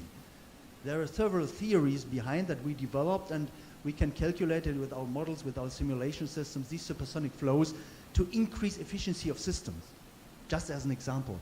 We work on new cutting-edge materials for hydrogen storage. We work, for example, on magnesia alloys, how to find several magnesia or aluminum alloys that can even store or absorb more hydrogen. Up to 8% weight percentage of hydrogen is reachable today. We work on manufacturing technologies. Vessels. Lothar Kroll is an expert in carbon fiber winding, so we work on new technologies for winding these carbon fiber vessels up to 700 bars storage for hydrogen. We work on manufacturing technologies derived from printing technologies on membrane electrode assemblies. We do a lot in artificial intelligence supported operating strategies, predicting operating strategies for fuel cells and electrolyzers. There's always a software around how to control such a system. And we do a lot, as said, in sustainability and recycling from the scratch. In the end, let me give you an overview of our hydrogen cluster. Our meanwhile more or less international hydrogen cluster. We have members from Australia and the United States, very newly involved in our cluster. You see more than 170 members joining us as the hydrogen cluster, all working on components and technologies for hydrogen around the world. And last but not least, we got a big amount of funding money for installing our new research and development center at Chemnitz. An overall hydrogen campus will be established the next 3 years. We just started the design and the construction of this center, and there we will perform a lot more development and research in terms of hydrogen technologies in the future. So you see that hydrogen technologies in Saxony are meanwhile well known. We have a lot of technology approaches there, and we are definitely, even internationally, open for wide collaboration. So if you're interested, just give me a hint and we can exchange our business cards. So thank you for your attention. Thank you, Professor, for your insightful presentation. Now the floor is open for discussion now. Professor, here. Yeah. So, like what I heard, like this H2, that hydrogen research has started since 1970s, right? But in my knowledge, why it is not successful until now? Maybe because of the hydrogen itself produced by natural gas. Is it right? Nowadays, most of the hydrogen is coming from natural gas. Yes, definitely. of course. Because right. we have a lot of chemical plants, we have refineries. Yeah. You know that refineries use steam reforming for producing their own hydrogen, for their hydrogen to carbon ratio in the fuels, and they are producing 24/7 hydrogen. Yes. They have a lot of surplus hydrogen. That is why we most of the times get hydrogen from natural gas. Yep. Yes. So the process itself will emit CO2, that carbon dioxide. So now the most of the manufacturing companies are running behind carbon neutrality. But in this technology, CO2 emits is the first thing, because hydrogen comes from natural gas and the process will emit CO2. So then how this technology will reliable with all other technologies?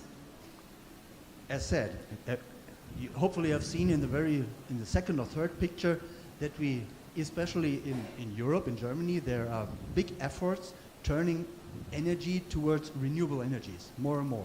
So the only pathway, you're fully right, as long as you use hydrocarbons, if you produce hydrogen or burn them, it's quite the same, it's very similar. Nothing really changes. You need to go more and more, we need to head more and more towards renewable energies or nuclear, it's another option, to reduce CO2, and then we can use hydrogen as, for example, propulsion technology, and then even the exhaust of the cars don't emit any CO2 anymore. So if we want to be carbon-free in the end, fully carbon-free, we need renewable energies, and we need propulsion technologies like batteries, first side, and hydrogen. But another thing you said, like the fuel cell stock also needs a platinum material, platinum catalyst, you said, right? Yep. Yeah. So how we can replace platinum with other materials? Yeah, there are a lot of options to replace platinum. So first point is that the big research topic to reduce platinum further on. Yeah. So we derived, what we achieved so far is, when you remember 10, 15 years ago, we used around about 80 grams platinum for a stack. Nowadays, we simply use 10 grams. And 10 grams, and that is very important, very interesting, This platinum is already built in catalysts for diesel engines and for gasoline engines. Okay. That in this typical catalyst, in an SCR catalyst, around about 5 to 10 grams platinum. So now we can exchange this platinum when we don't produce a diesel engine anymore, but we produce a fuel cell. You can simply use this platinum. So there's a replace effect. Yeah? Okay. But at the end of the day, the cost of the material and the cost of the vehicle will be very high, right? Definitely not. Definitely not. Then how manufacturers will take this technology to them? If customers, if the price of the materials or the price of the car will increase, then there's another drawback of the technology, right? As said, we can reduce the price for a hydrogen fuel cell vehicle. Not necessary, has to be higher than for a typical diesel engine with all exhaust gas after treatment. Okay. No way, because below 10 gram platinums is almost nothing. Okay. Yeah, platinum as a kilogram is expensive, Yeah. but 10 grams is quite a low amount. And now we have to head towards serious manufacturing processes for bipolar plates, for membrane electrode assemblies, and with the economies of scale. Currently, the cars are quite expensive, sure, but if we then use these economies of scale and produce millions of them, then price can drop down and we are similar. We did these studies about which material is used, how many material and so on. You can calculate it very simply, and then you find out that not necessarily a fuel cell car has to be more expensive than a modern diesel car or a hybrid car, let's say. Okay, thank you, Professor. Thank you. Just one suggest, Professor Unwert, I suggested to set up the collaboration between Saxony and KMUTNB, because right now we have a Descent, we have a Sithal, we have a Chemnitz. Now we can work a cooperation set up we call as Saxony KMUTNB. Would very like to. Yeah, we will talk later. We can talk about it. Thank you, Professor, for your engaging presentation on hydrogen and fuel cell for mobile application and technological approach for series production. Your perspective on hydrogen energy solution and fuel cell technology for mobile applications offer valuable insights and a meaningful contribution to this field. Thank you very much.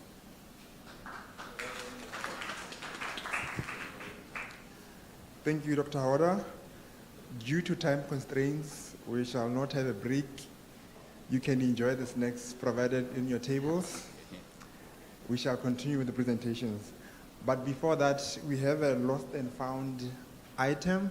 You can retrieve it from me at any time. That said, I now invite Dr. Shiva, a postdoctoral researcher, to introduce our next speaker.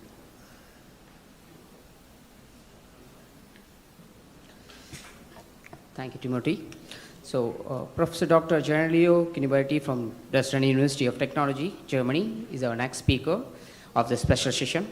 So, Professor Gianleo Kiniberti holds since 2007 the chair of Material Science and Nanotechnology at the TU Dresden and the Max Bergmann Center of Biomaterials in Dresden, Germany.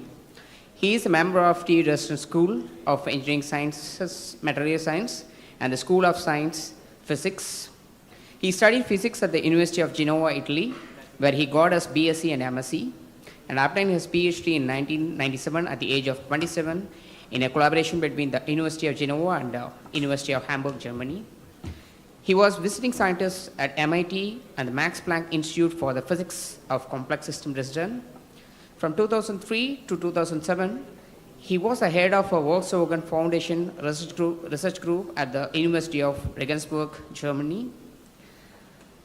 His research activity is internationally recognized in more than 400 scientific journals papers to date. He initiated and organized numerous workshops in schools and conferences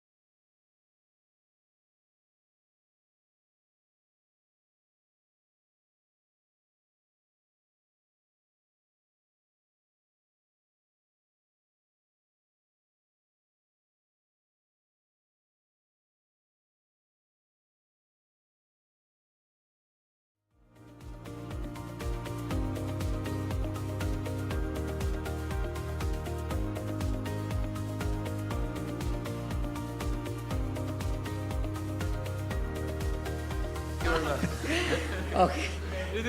Okay. Now, wholeheartedly welcome Dr. Professor Kinuati to deliver his talk on AI-powered low-dimensional nanomaterials-based hydrogen gas sensor. Thank you. Yeah, thank you very much. I didn't want to interrupt, but I think it's more interesting to discuss about science. And I'm an old man, so whatever I got in German is either Gabe or the Gnade. So either is something that was born or was a gift. All the rest, something that I due very much to an amazing institution. I'm part of a TU in Germany, and this university is built on the model of TUs. These are unique opportunities. I'm really grateful to be able to do research. And what I will tell you today is a little bit about the convergence between AI and 2D materials, and how this is rocking industry. First of all, you're welcome to Saxony. If you come to Chemnitz, you have to possibly to fly via Dresden, and this is how Dresden is looking like if you come in summer, in June. So it's looking like very deep winter, probably 1st of January here in Bangkok, but this is a reality. So if I get the microphone, I'm a mobile guy. Can I get this? Oh, not yet. Well, let's do like this. I'm a mobile guy. I cannot sit. So this is the situation now in Dresden, if you like. Yeah, I mean, there is no cold or hot weather. It's just good or bad equipment. It's very picturesque, but not so warm like here. You're very welcome to come. So, let me tell you a little bit of what we are doing. What we are doing is bit for it. But we started as it for bit. What is this play of word? It, like matter, third person. Bit is like artificial intelligence, like information. And this is the story of the first PhD student, Jan Richter, in Dresden. We were at the Italian place, and he was asking, how do Italians manage to do carpaccio? This meat, very thin slice of meat.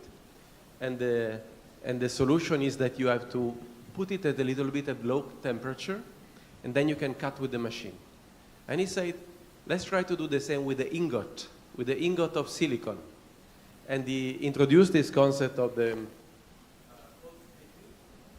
he went to low temperature, and with low temperature he could cut wafers way thinner. And now all the industry, Infineon, TSMC, you name them, probably the microphone is working now. Very good, thank you. Are using this technology. The company doesn't exist anymore because Infineon bought it. And so we cannot say we have a successful startup, but we have the successful technology of the very brilliant guy. Having said that, after people sell a company for 124 million and it's the second year that you are at the university, say, I want to do something different. Because it will be difficult to top it. And that's why we said we want to do bit to it. We want to use information to make materials.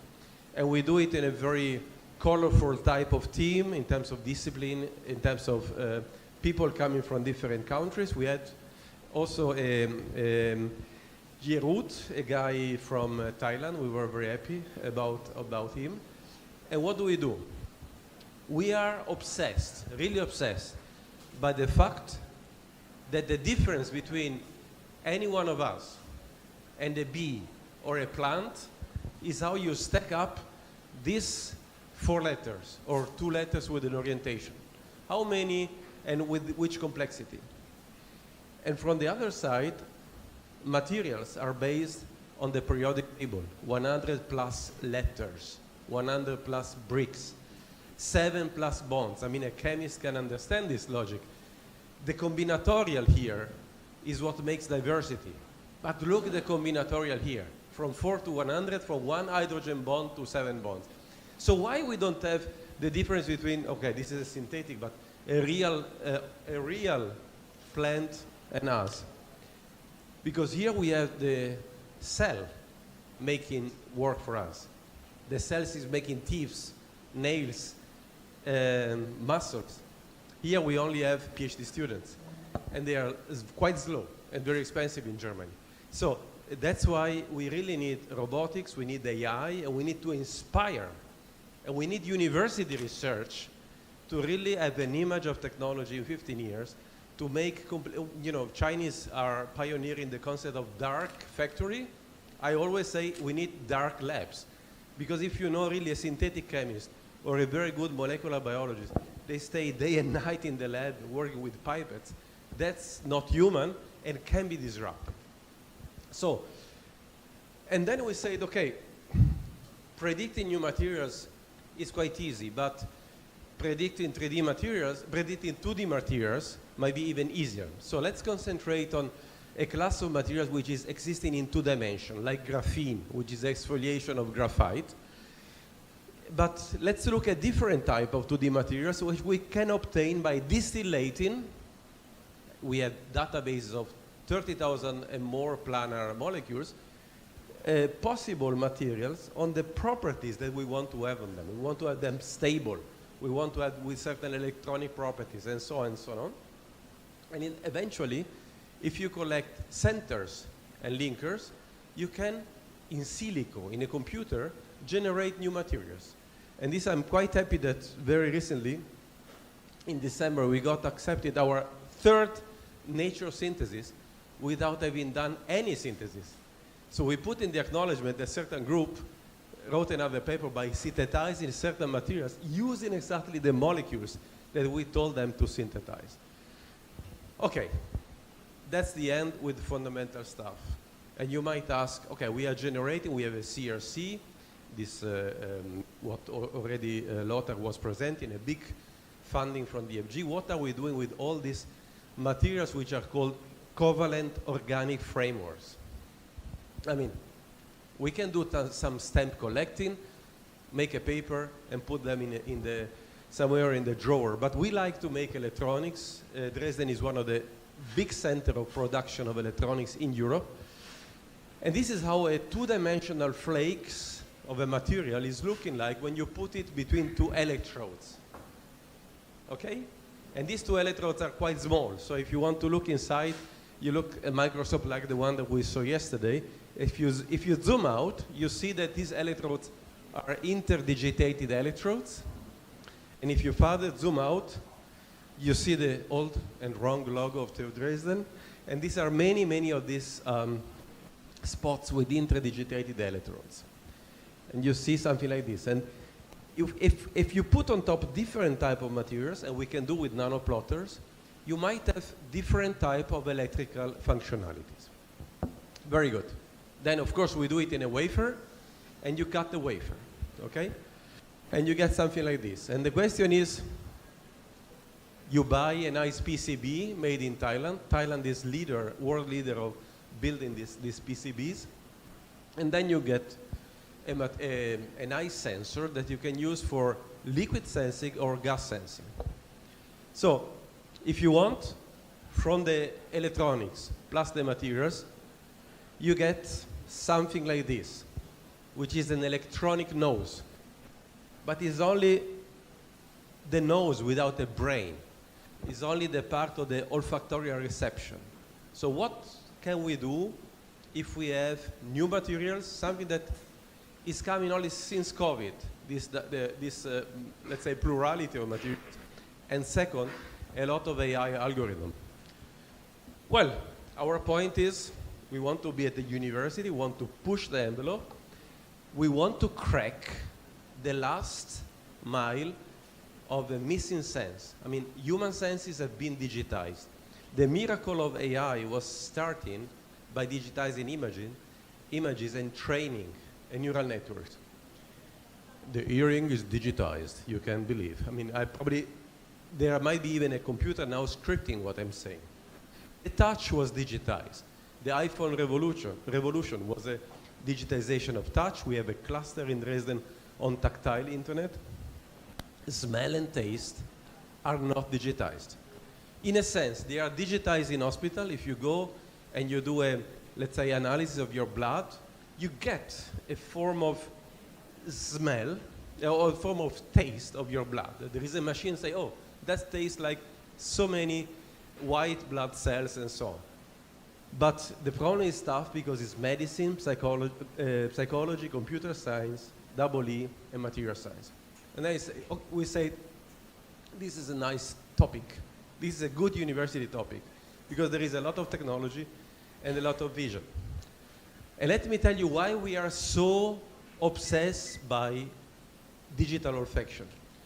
This is a dog, a female dog. If I put the audio, you can listen to some nice comments of the owner of the dog. The owner is a urology clinic in Milano, the university clinic in Milano, one of the best in Europe.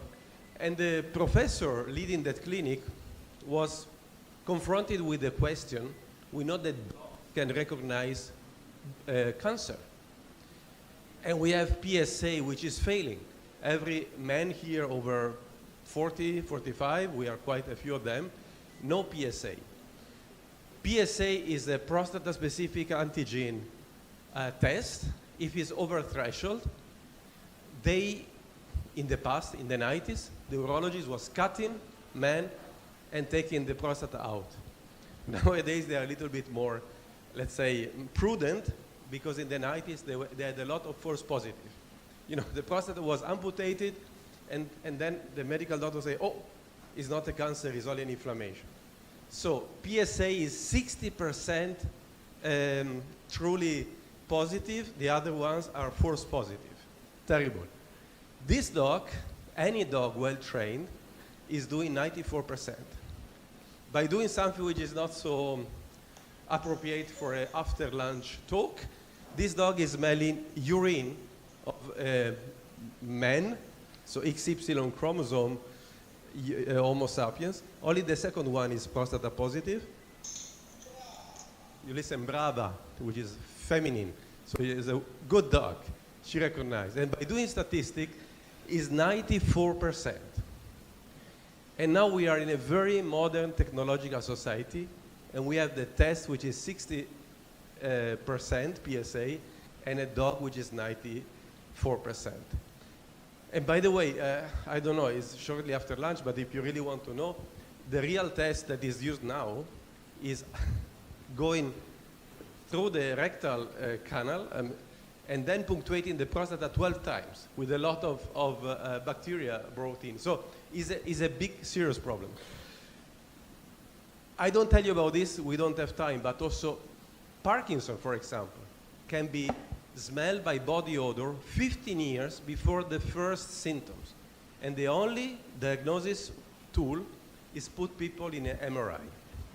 So I hope I made convince you that it's very important to be able to make sense of olfactory signals. But the question is, what can you do with that? No single human being, no very good trained PhD student can make sense out of the signal there.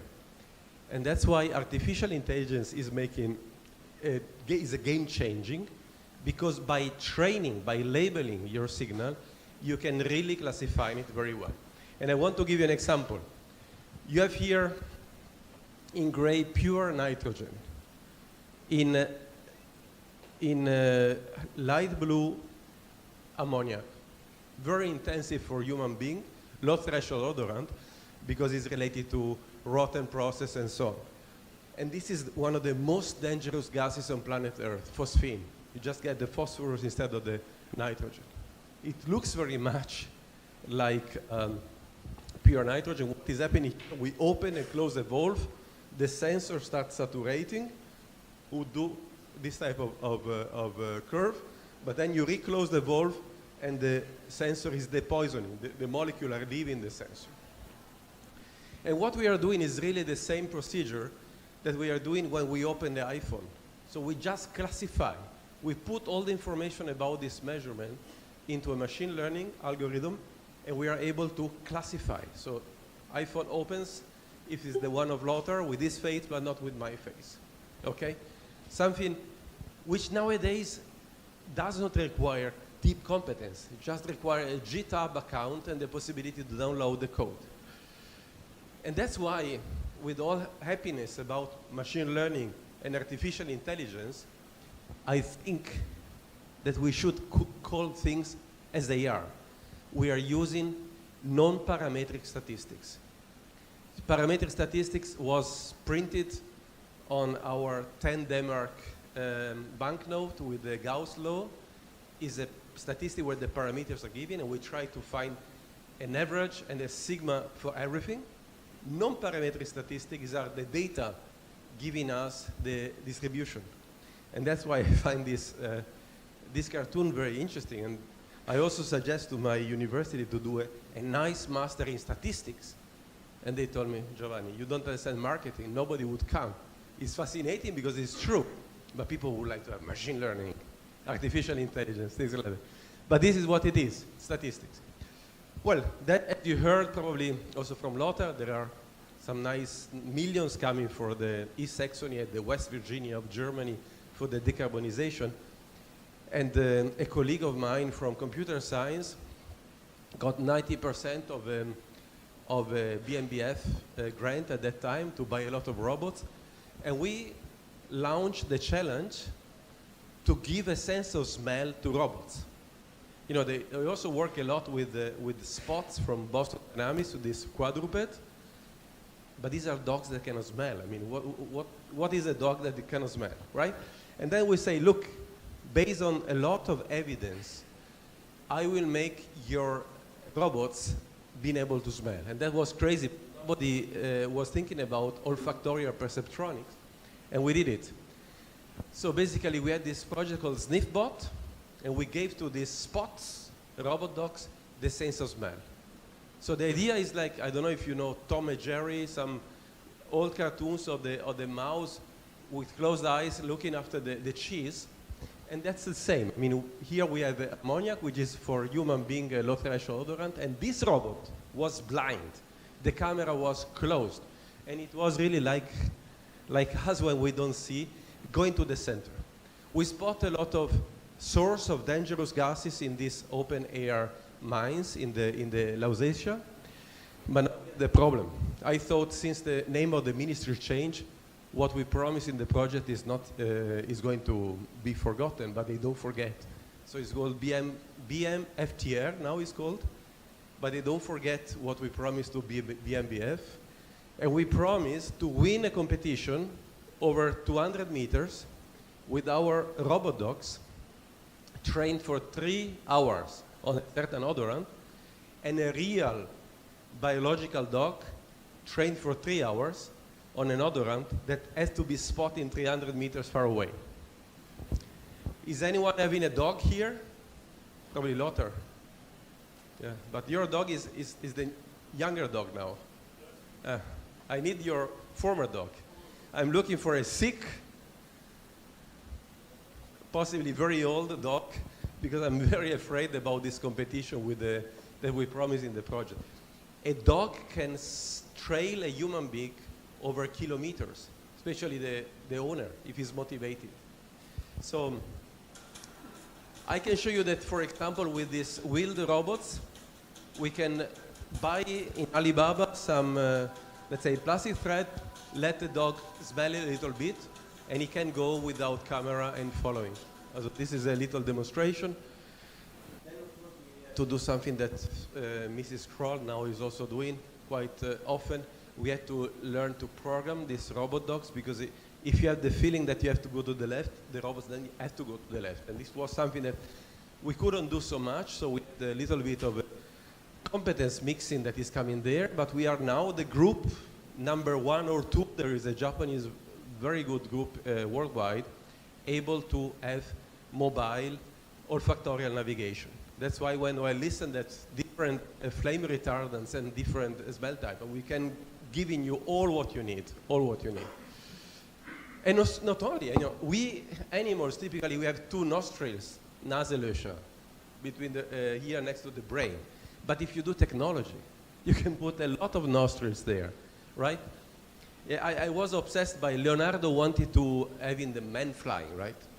Did you see many men flying from A to B? Probably NASA tried with these rockets, but they all got burned back.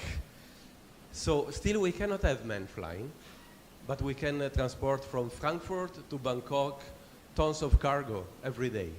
So we went beyond Leonardo's dream. So that's why we might not eventually be able to replace noses for people who lost the sense of smell, but we can go beyond and go becoming much more powerful in doing diagnosis. Example, we got cells of leukemia from the local university clinic in Dresden. 2 more minutes. 20? Okay, great. 2 minutes. 2 only? Oh, I got 20. What did we do? I mean, we measure with the same device in liquid the impedance, which is the complex resistance. And you know, the immune system had different cells, monocytes, lymphocytes, and so on. And these were us as healthy donor. And once you get really the leukemia patient cells, you see that if you spot exactly here, you don't see the same that what you get with the leukemia patient. And why this is very important? Because a leukemia diagnosis is a highly paid, my wife might not think the same because as a medical doctor she thinks that she's underpaid, medical doctor with a microscope looking whether these cells have 2 nuclei or only 1 and so on. So this could be an automatic way to spot leukemia. So I gave you an example of gas sensing, biosensing. And, well, we do these things with a lot of companies. For example, a company which was mentioned today came to us because East Asia, China, put the level of emission of certain molecules inside the below a level that no human being can measure. And we are measuring for them in new car the level of, for example, benzene and other cancerous type of company. But the more fun that we are having is with this company, is a company producing oven for Michelin cooks. So is a Maybach of really high level cooks. If you go to a restaurant, also in Thailand, I did this test, asked to go to the kitchen, I always go to the kitchen. My wife is very, I mean, say, sorry, my husband has a problem, but always I ask to go to the kitchen, and if there is a Rational oven, I send a WhatsApp to the CTO of this company from Augsburg. This is really 70% of the Michelin cooks oven worldwide, and we're working with them. And you know, when he came to me, the CTO say, oh, you speak about TRL, you have a very high TRL, I don't care about TRL. I say, oh, why? I care about innovation index. Because having a technology which is super cool, you can be there. For me, it's not enough. If nobody wants to have your technology, customer readiness level, you don't sell. If the intellectual property is not clear with your university, they want only to give license and not sell it the patents, I don't care. If the team is not able to work, I don't care. The funding and so on. And that's why they ask us before giving us money, what is your innovation readiness level? Because having a technology means something that we tend to forget. We think we have something that works, people need to use. It doesn't work like this. And some good example, I mean, we had many startups which failed. TU Dresden allows us to fund a lot and to fail a lot, and I love it. And I didn't tell you all the stories that didn't work, but this story worked. We founded it in November 2020, and in March 2021, we sold 80% of the stake to Turk for a total evaluation of 20 million. And now this type of smell inspector is in most containers going from Singapore to Rotterdam, etc., because they are truly gas detection and not smoke sensor. What you see here, probably, no, I don't see them here, but these are a smoke sensor. It's a laser going from A to B, and if you have some smoke, microparticulate, the laser is blurring. That's not a gas sensor. Okay, time is not there, but for my friend Thomas, I put some extra slides and the H2 in the title, which was not there. Transportation of H2. We know that every fitting, every corner, every angle might be dangerous because hydrogen make the material through embrittlement, make the metal very complicated. And these are the fittings. So there is a lot of nice physics here. What I wanted to tell you is that we build up a machine to put our materials there and to see how they are impermeable to hydrogen. And we are crazy because we build also sensor. Let's skip all the physics behind that. And we came to a resolution of our sensor of 10 parts per billion. So such low, probably the hydrogen that your bacteria in the bad bacteria are producing because you have some intestine problem is higher than the leakage that you can measure. And our idea to make it so cheap that we do like LED stripes along the pipeline where corners are coming to detect the possible leakage very, very early. And we have really, we publish this stuff because we believe that the field should move and not patent them. And we are, PPB is really amazing resolution with respect to the ppm part per million. This is practically 0.1 micrograms per cubic meter cubic. So it's amazing. Very nice physics, but we don't have time. The 2 minutes are gone, I guess, right? And just let me tell you that if are any students wishing to publish nice papers, and if your materials do have some nano scale relevance, consider to send to this Royal Society of Chemistry journal. It's very nice. If the paper is very, very good, will be upgraded to Horizons. If it's, let's say, not with brilliant results, but important to be published, to the advances. Since it is British, and you know that something happened in Europe with the Brexit, we have also something with a joint venture with Weinheim in Germany, and this is really a nice series. Advanced Materials is a very good journal, and this is advanced science, a little bit broader, and you can also send your stuff there, and if you don't do the paper together, you can even send it to me for review. That's the very end. Thank you for your patience. The 2 minutes expanded a little bit, but if you have line, we can stay in contact with this via this link. Otherwise, you can scan this QR code. Thank you very much.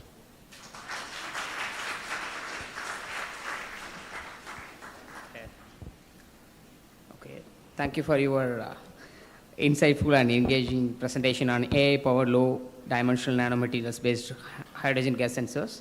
Your perspectives on advanced sensing technologies and their potential applications are highly valuable and enlightening. Thank you, Professor. Thank you.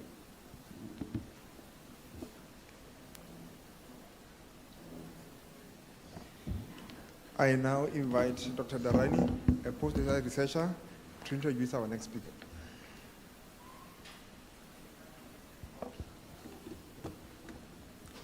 Professor Dr. Ing Jonas Hensel from KMUTNB University of Technology, Germany is our next speaker for the special section. Professor Dr. Ing Jonas Hensel holds a diploma degree in civil engineering from the Technical University Braunschweig, Germany, and a Master's Science in Ocean Engineering from the University of Roe, Iceland, USA. In 2017, he completed his doctorate at the Institute of Joining and Welding at TU Braunschweig, Germany, focusing on interaction of welding residual stresses and load mean stresses of weldments. His early professional career include work as a structural engineering at Hochschiff Construction at AG Hamburg, Germany. Since December 2021, he has served as a W3 professor for welding engineering and head of the Institute Joining and Assembly at KMUTNB University of Technology. In 2025, his leadership roles expands to include serving as a Dean of Mechanical Engineering and a member of Senate at the university. His primary research and interest includes fusion welding of high-strength, lightweight metals, additive manufacturing of using direct energy deposition process, and the mechanical behavior and fatigue strength of welded joints. Professor Jonas Hensel is deeply integrated into international scientific community, serving as a chair of the Advanced Manufacturing Technology subcommission within the International Institute of Welding since 2017. He is also an active member of the German Scientific Society of Joining. His work bridges the gap between material science and structural integrity, especially in the area of welding residual stresses, and destruction engineering to improve the component quality in advanced manufacturing. I now wholeheartedly welcome Professor Jonas Hensel to deliver his talk on concepts for repair and reuse of battery packs in small batch productions. I welcome you, Professor.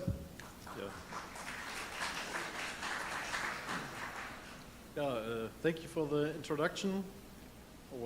I wasn't aware that my CV was so long already, but anyway, thank you. So welcome everybody.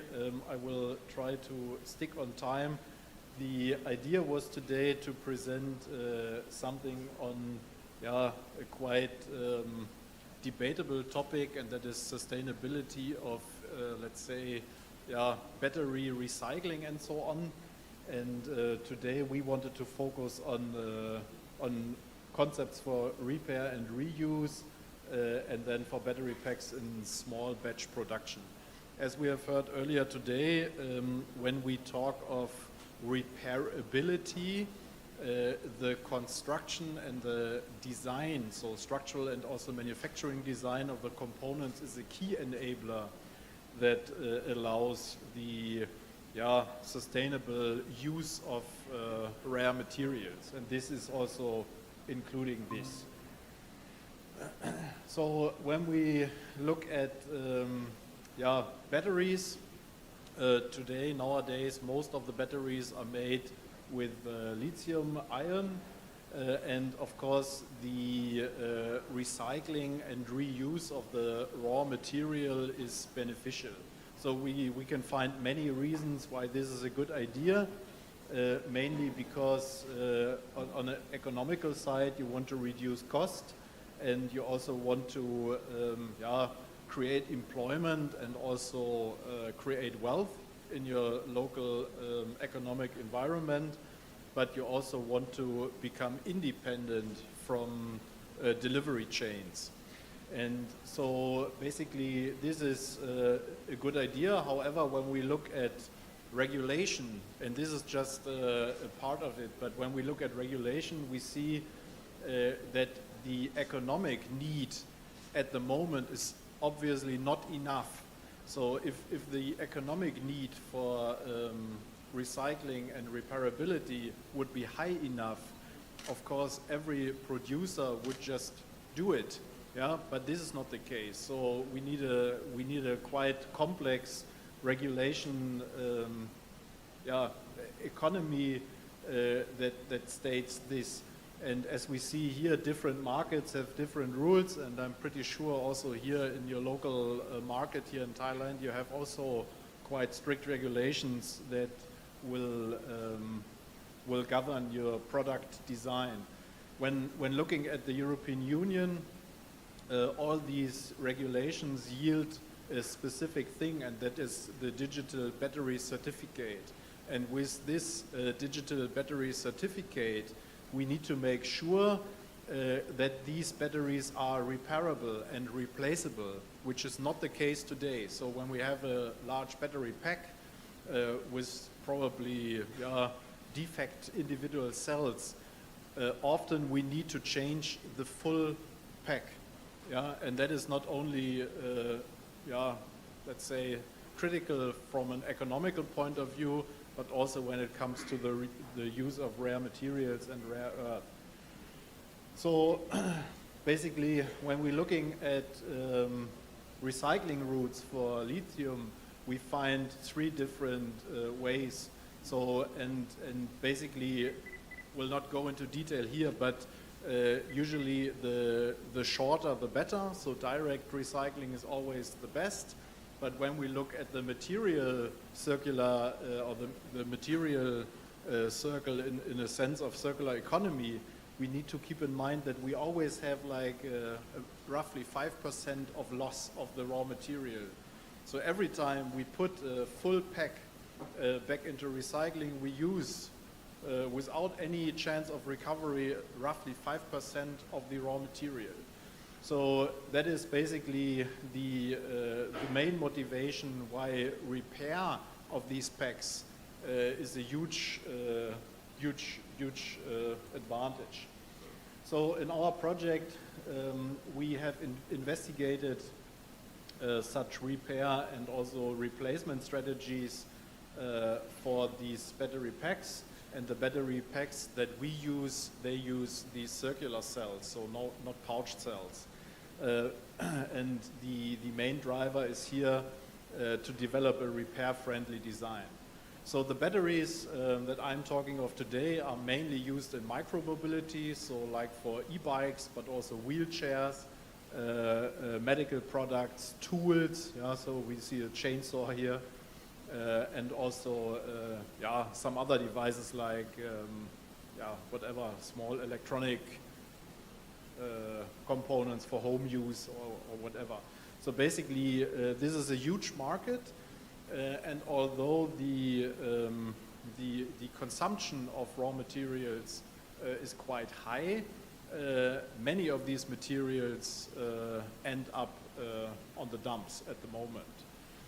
So when we look at the making of such battery packs, on the left-hand side we see typical designs that are used on the automotive sector for electronic or e-mobility, and on the right-hand side we see that the battery pack for micromobility looks totally different. So we have different cell design.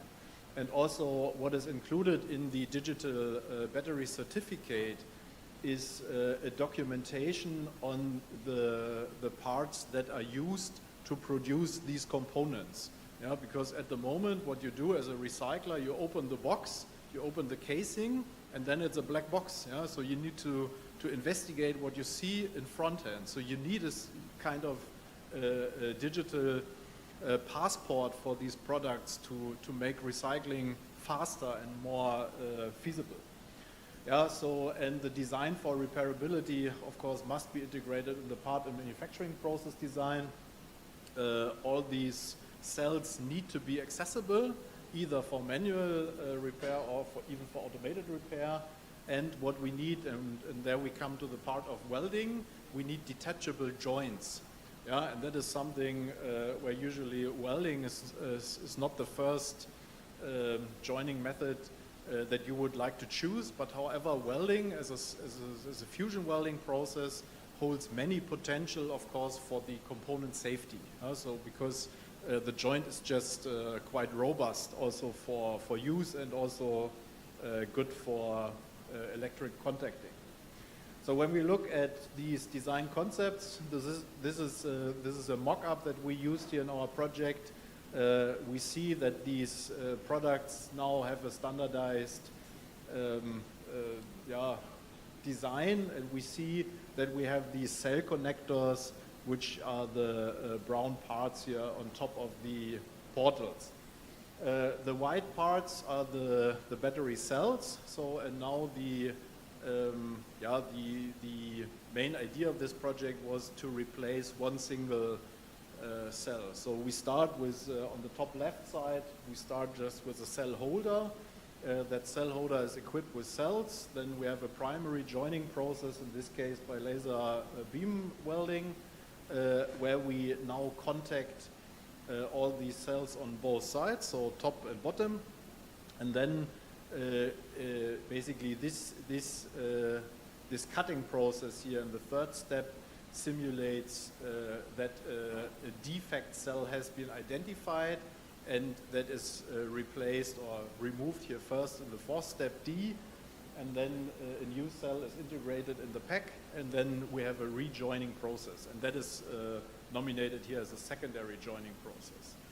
And when it now comes to welding on battery packs that are not totally discharged, of course that is a security issue, because you're working then with a thermal process in close vicinity to sharp cells, so that is always a bit of a security issue, and you need also a robust process. And here we see now the welding on the cell contactors in two configurations, an undivided and a divided configuration, and you need the divided configuration especially when you perform resistance welding. So in this case we applied resistance projective welding, and also laser welding. So we investigated both processes, and here you see two different designs.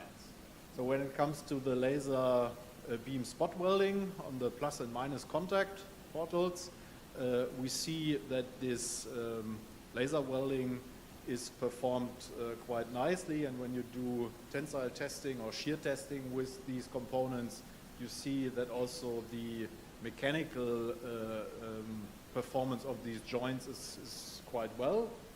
And now when it comes to repairing, so on the top left side we see the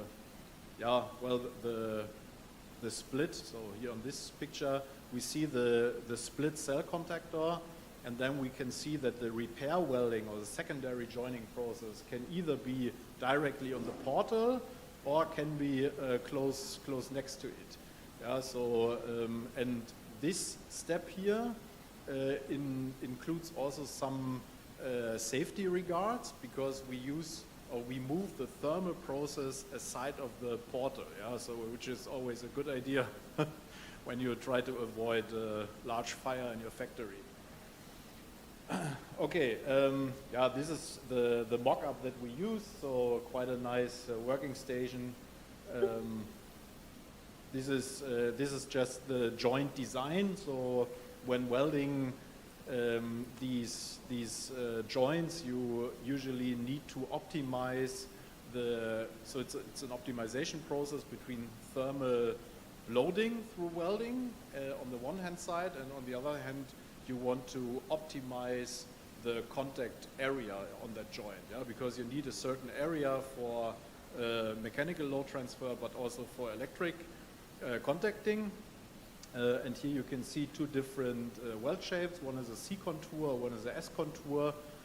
You can see that the burn-in here on the right-hand side is 80 microns. Yeah, so although you are welding directly on the portal, yeah, you have no danger usually within these processes to create a burn through. Yeah, so when we sum that up, potential is quite high. We see the need to standardize the design and also to integrate these repairability friendly concepts already in the product design. And at the moment we are working on scaling this up, because the process is yet not automated fully, but we are pretty sure that this will be the next steps to become more economical. Last but not least, maybe let me mention, and I stretch it, but we really need standardization here, and we need to save the information on the product for the next user and the repairing companies. Okay, with that I thank you for your attention, and I'm happy to answer your questions.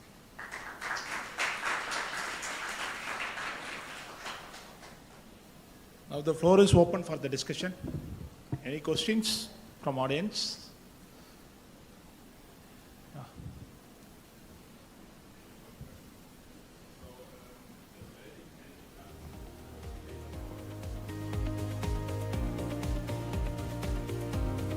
If you think of additive manufacturing with metals, can you put like the battery back into the laser powder bed fusion machine and then weld it together in there? Because the laser power, I think, is equal to achieve it. Yeah, well, it's a different process. When we talk of additive, yeah, we usually, I mean, what you could do is, the thing is, you usually don't need any additional material. So you don't need any powder usually to generate contact. Yeah, so you just have an overlap joint, and one part is the old battery and one part is the new connector. Yes. And for that you usually don't have the need for additional, let's say, powder in this case. So yeah, and you also have the problem of the powder residue. So no, but thinking of just using the laser, the machine, well, putting the battery back in there, not having a specific another machine, but all you need is a laser with a quite high laser power. beam. I don't know the English word, with a beam accuracy, and you need scanning optics. Okay. Yeah. So, but then you should be fine. One kilowatt is more than enough. Yeah. Okay. Thank you. Thank you. Thank you, Professor Jonas, for your insightful engagement presentation on concepts for repair and reuse of battery packs in small batch production. Your perspectives on innovative strategies for battery backup and reuse in small batch production are highly valuable and enlightening. Thank you, Professor. Thank you.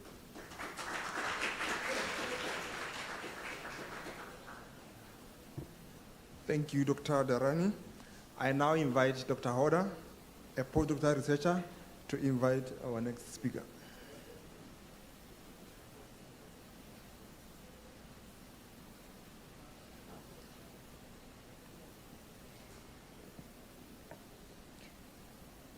Professor Dr. Sebastian Scholz from University of Applied Science, Zito-Görlitz, Germany, is our next speaker of this special session. Professor Dr.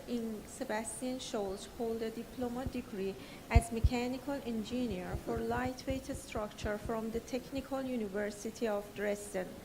In 2012, he completed his PhD in the field of functional coating for high-loaded fiber plastic composite at the Technical University of Chemnitz. He later worked at RCS GmbH Rail Component and System in Königsbrück as head of R&D department, working with the structural and interior composite parts for railway vehicles. Since August 2015, he's a professor in the field of functional integration plastic technology at the University of Applied Science, Zito-Görlitz, and director of the Center for Plastic Technologies in Zito as a department of the Fraunhofer Institute for Machine Tools and Forming Technology. His research interests are efficient and sustainable lightweight technology for fiber reinforced plastic and hybrid structure with integrated functionality, as well as for new additive manufacturing technology. Many projects in applied research are connected in industry, especially SMEs in Saxony, as well as in the Czech Republic and Poland. As a board member of PolySaxCB, the Lightweight Alliance Saxony, the National Center of Competence for Industrial 3D Printing at the Technical University of Liberec, and the International Advisory Body of the Research, Development and Innovation Council of the Czech government. Professor Scholz is active in research and education in plastic and lightweight technology in both Saxony and in the Czech Republic.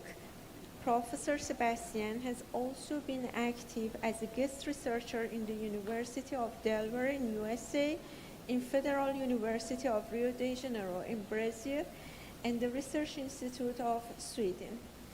Now, I wholeheartedly welcome Professor Dr. Sebastian Scholz to deliver his talk on evaluation of sensor monitoring concepts for AI-driven quality assurance of large-scale additive manufacturing processes. Thank you. Thank you very much. Thank you very much for this nice and long introduction. Sabati Kap, good afternoon, ladies and gentlemen. I know it's hard to follow so many talks without any break, but sometimes it's easier to stay in the front and have a talk instead of sitting and listening to so many. But thank you that you're still here, and I want to use this opportunity to say thank you also to Professor Starr, all his members, for this really, really friendly, nice reception and this great hospitality. Thank you. Maybe I switch to this microphone. This is probably a little electronic problem. Please allow me to have a slight change in the topic of my presentation. after a very nice and inspiring tour through the Techno Lab or Techno Park yesterday, I changed a little bit the topic and changed some slides, and will give you a short overview about our research activities, especially in the field of composite production and additive manufacturing. I think the only German member. Okay, let's try it. Hello, hello. Okay, this works. Thank you very much. So I'm the only member who is not from, also from university, but not only. I'm a director of a Fraunhofer Institute located in Zittau, in the southeast part of Germany, which is a non-university research organization focused in applied research with a total amount of 32 employees, about 76 institutes all over Germany. We have a couple of offices and institutes also worldwide. One used to be here in Thailand, in Bangkok, and the total budget is about 3.4 billion euro. And here you see the typical share of our budget. 1/3 is contribution from the German government, 2/3 is basically funding from public funded programs and also industry. And this 2/3 are divided by 50% from direct income from industry, 50% about from programs. And that's the most important KPI for Fraunhofer, not the amount and the quality on publications. It's how many projects are we running together with industry partners. Yeah, that's Zittau. Giovanni showed some nice pictures from Dresden. I want to show you some pictures how it looks in Zittau. Zittau is a little bit smaller than Dresden, but it's a very beautiful city, and we have also very nice landscape. So when you visit us in our institute, we can have a nice tour around and our landscape. So we are, as you can see here, we really are located directly in the golden triangle between Poland, Czech Republic, and Germany. So by bike, you can go 10 minutes to Poland, 10 minutes to Czech Republic. So within 20 minutes, you can visit 3 different countries. In Thailand, I know it's maybe in the north, it's possible, but maybe not so fast and easy. And yeah, that's our main building. We have another building next to it, and that's our team from about 40 employees. And you see here 2 logos. The team is basically consisting of people from university and some from Fraunhofer, but in total we are one homogeneous research group. That's the 4, basically topics we are running, the 4 research groups. I don't want to talk about hydrogen technology today. We had nice talks already from Professor Giovanni and from Thomas, Professor Unwert as well. And but maybe just to know, our focus on hydrogen technology is basically on a testing big electrolysers in a megawatt scale. So we have test labs for electrolysers up to 12 megawatt. So for big ones, for wind power plants and things like that. So that's what we're doing in 3D printing, additive manufacturing. Just a few examples: printing of molds made of plastic, for example, for prototypes, for small serials. Even if you just need one part, one single piece, especially for implants. So every human is individual, so you need just one part. You can print it, for example, with a dissolvable plastic. Then you have an injection molding, and then you can have this part. And the advantage is you have very precise geometry, you have a nice surface, and you can even do it with really complex and high melting thermoplasts like PEEK, for example. Yeah, talking about implants, we do a lot with implants, especially in the brain area. So state of the art is milling or 3D printing of metal implants. We are focusing on plastic, especially if you come to skull implants. You need to have material what is not leading it or has a low thermal conductivity. So just imagine Here in Thailand, you go outside and the sun is shining, it will really hurt. Or even Germany, now we have -5 degrees, snowing, and you don't forget your head, so it really will hurt a lot. So that's why you need to have thermoplastic or plastic, and that's one solution. Here, for example, that was a nice project to develop a patient-specific 3D printed device for a brain biopsy. So brain biopsy is like you get with a needle, you penetrate your brain to get some cells for preparation of surgery. And with that kind of device, which is fixed to the skull, you can really find exactly the position and has an accuracy of about ±1 millimeter. We have a very tight connection with University Klinikum in Leipzig, which is also in Saxony, not so far away from us. So one of our colleagues is sitting there, and he has the opportunity to join surgeries. So he basically can directly use 3D printed implants from our institute, bring into the patient and get the direct feedback from the doctor. And one topic he is doing research on, oh, sorry, it should be a video, but you can see this one. That's basically spatial computing navigation for basically biopsy surgery. So because if you ever have seen maybe in a horror movie an open head, then you see nothing. You just see red. You see absolutely nothing. And the doctor, if he wants to make a brain biopsy or a brain surgery, he really needs to have a navigation. And this new technique helps a lot to bring this needle with a position sensor right into the spot, and he gets all this information where he is right at the moment out of the CT data he got before out to his virtual reality classes. And this opens up a lot of new opportunities. We are here on the robot conference, robot automation. For example, the surgery, the doctor can have the surgery not right to the patient. He can sit somewhere else. For example, an expert is in Rio de Janeiro, the patient is in Berlin or in Bangkok. He can do the operation within this new technology.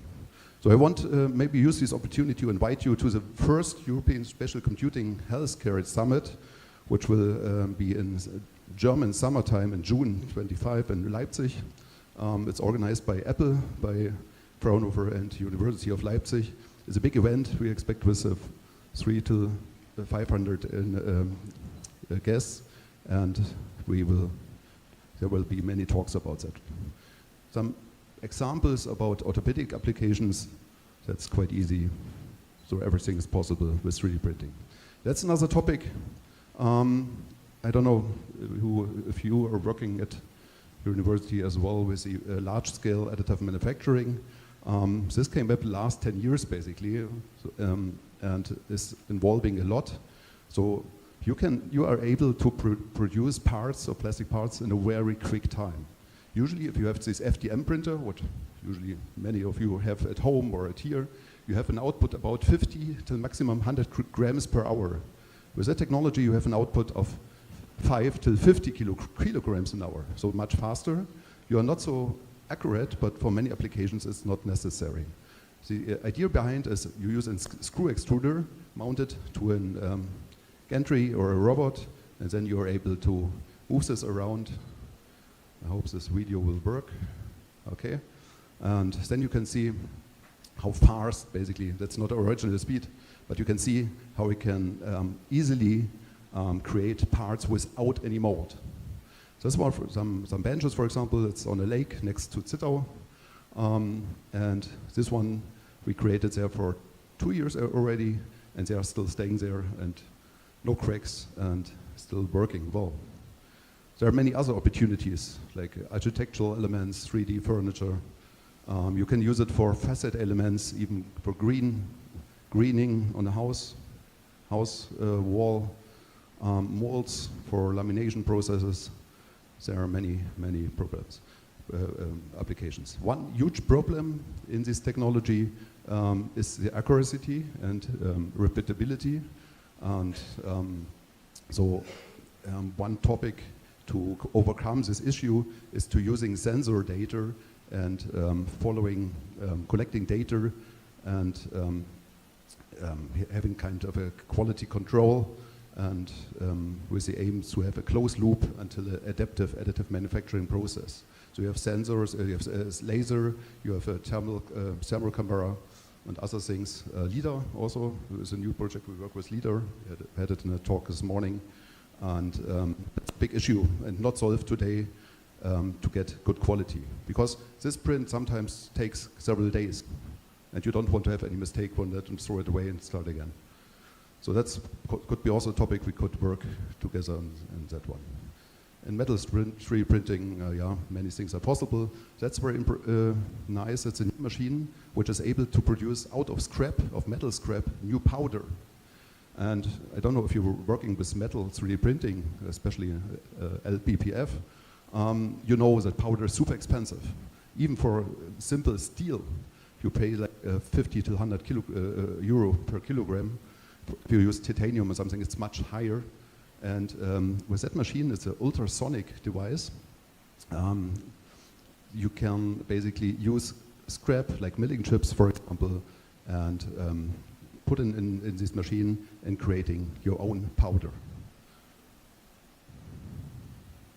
Just a few examples from composite field. I know that some of you are working with that. We got this nice book as a present. Unfortunately, it's in Thai language, so I need to learn your language first to read this book, but it's a good motivation.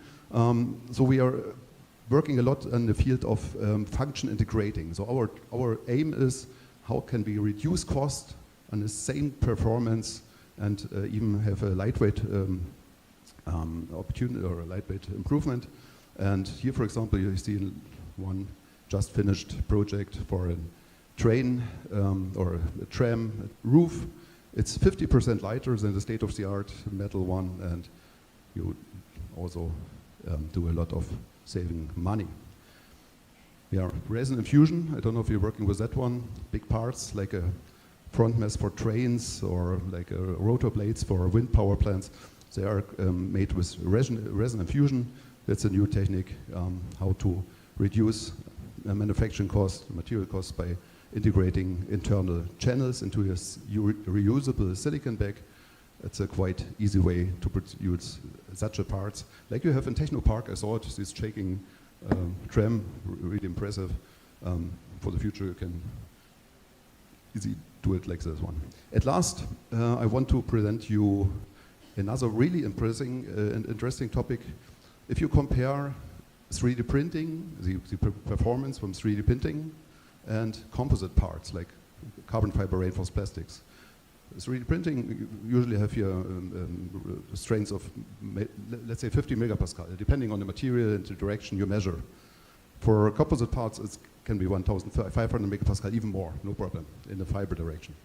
The question is, how can we increase the strength and the stiffness of 3D printed parts?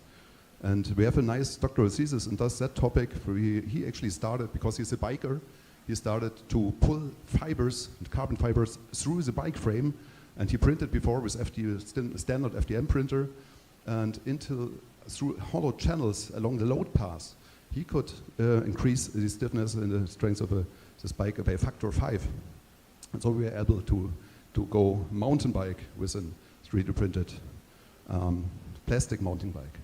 Even we had a nice project in that one, like creating cantilevers. But you not only can bring the fiber inside, you can also apply the fiber on the surface. Like you can see it here. You're using ATL, automatic tape laying, and also here you can follow the load path and do really light structures. As you can hear some numbers, especially if you're familiar with 3D printing.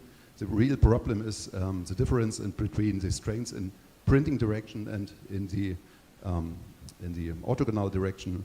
You have a huge drop in orthogonal direction. So with only one layer of carbon fiber you can increase by factor 4, and that's a huge step forward. A running current project is we are starting to print a front mask. So our printer has a building volume of 60 cubic meter, 5 meter by 4 meter by 3 meter high. That's what we can do. And so we have a project with some rail partners to print a complete front mask and achieve the strength you need. You reinforce this one with tapes.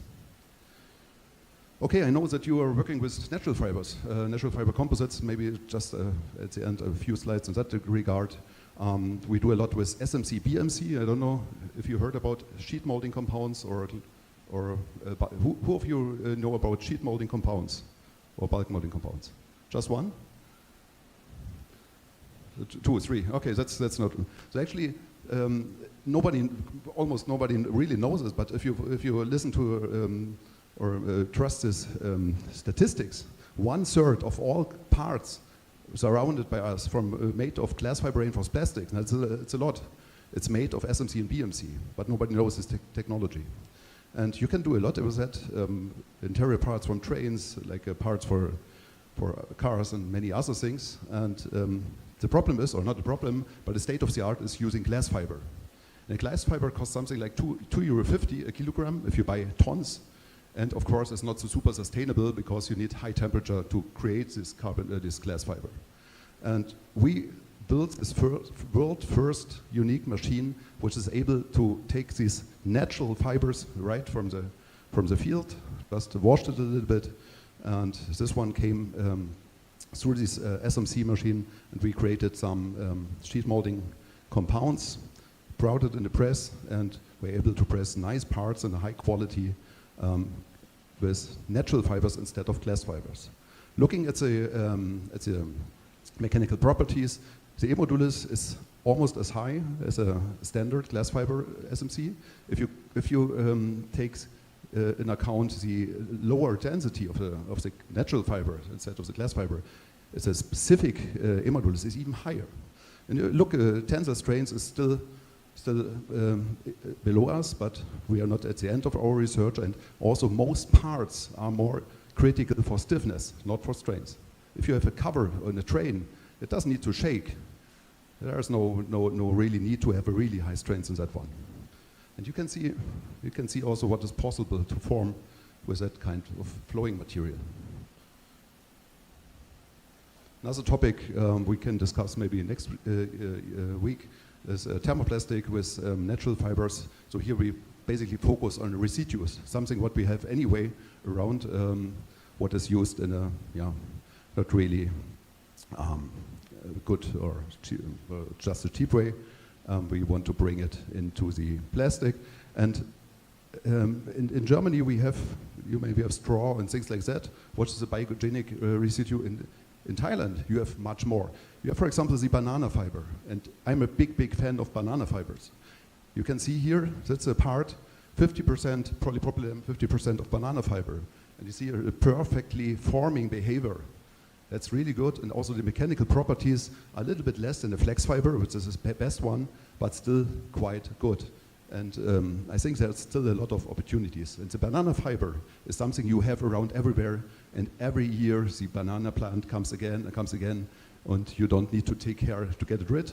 You can use it for parts and can sell it for a lot of money. Not only banana fiber, also coconut fiber. So this lunch we had coconut as a dessert, really nice. And you have this shell around. Even this one, it's a perfect material to create parts, like for example this pellet. This pellet is able to carry 3 tons of mass and is only made of 100% coconut. So the coconut has so many lignin inside that you don't need an additional binder. You can use it directly and you can press things like that. Really good material. So that's the last side. We are just running a big project with many million euro of funding with 15 local partners and another 10 partners from somewhere else, from like Siemens Mobility, who are creating these high-speed trains in Germany, Volkswagen and others. And the idea is, let's use residues to create biogenic residue to create biopolymers on one hand side, and let's use it as a filler for many applications where you don't need this really high properties. Okay, I was lying. That's the last slide. Yesterday I was thinking, okay, what you bring a summary or something. I just were Googling Thai-German cooperation. What came, there are many pictures of things like that. So people who are writing an MOU or LOE and like politicals, Ms. Merkel, Olaf Scholz and others meeting and talking and really try to bring forward cooperation. So I think we are on a good way. It's a political basis is there, the political will to work together is there, and now I think we should do it. And I really would be happy to having kind of outcome of this our trip to you and in the future to strengthen our cooperation, because I think there are many intersections and many similarities between your research and our research, and also teaching of students. Thank you very much for your attention, and see you soon. Thank you, Professor. 1 minute. Now the floor is open for discussion.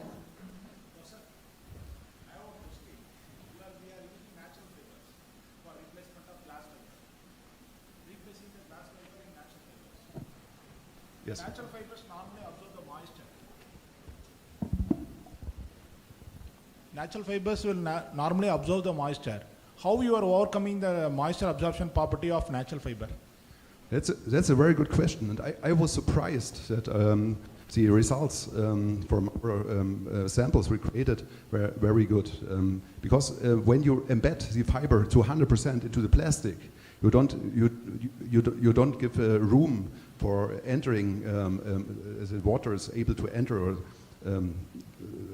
impregnate or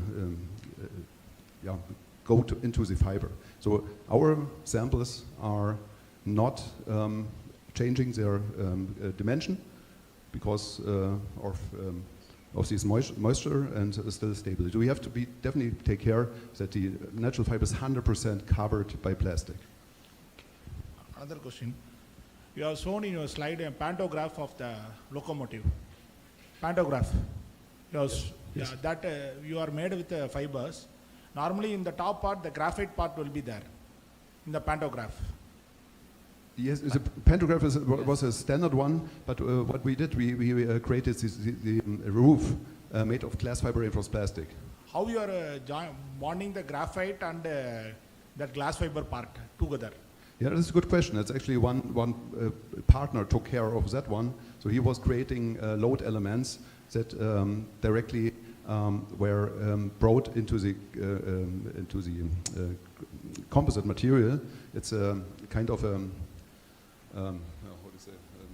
Diese Teller. Yeah, it's like a thread element with a plate underneath, and this plate gets inside of the composite material during the lamination process.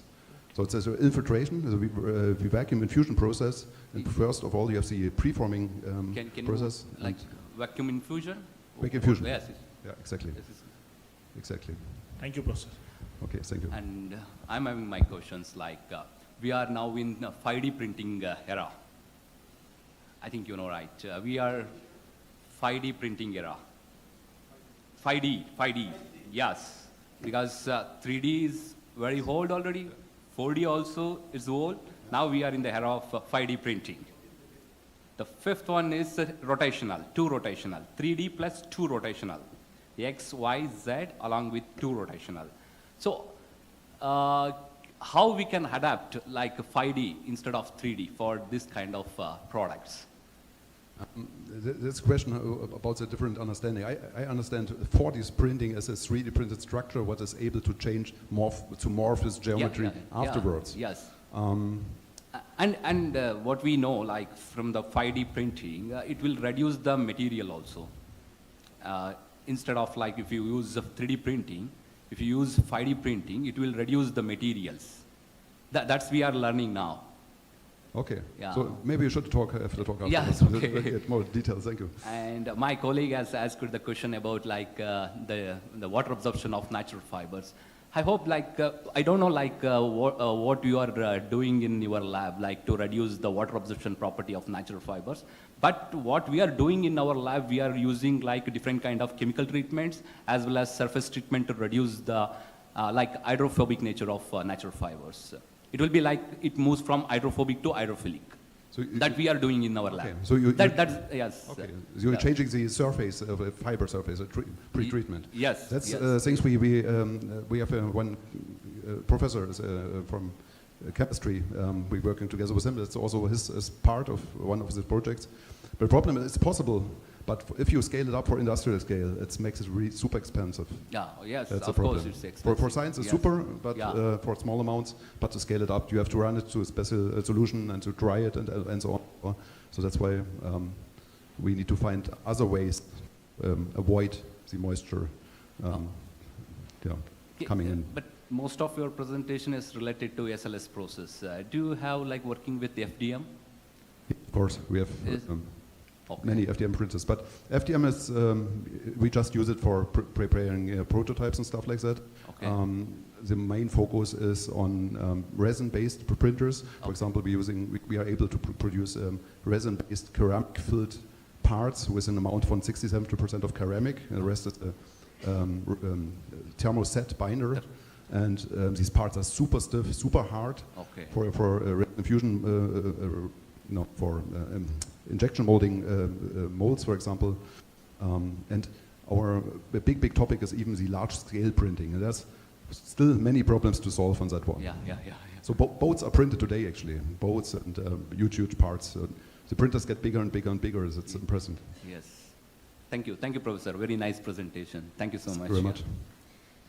Thank you, Professor, for your insightful presentation on evaluation of sensor monitoring concept for AI-driven quality assurance of large-scale additive manufacturing processes. Your perspective on sensor monitoring and AI-driven quality assurance in large-scale additive manufacturing are truly thought-provoking and inspiring. Thank you very much. Thank you so much, Dr. Hauda.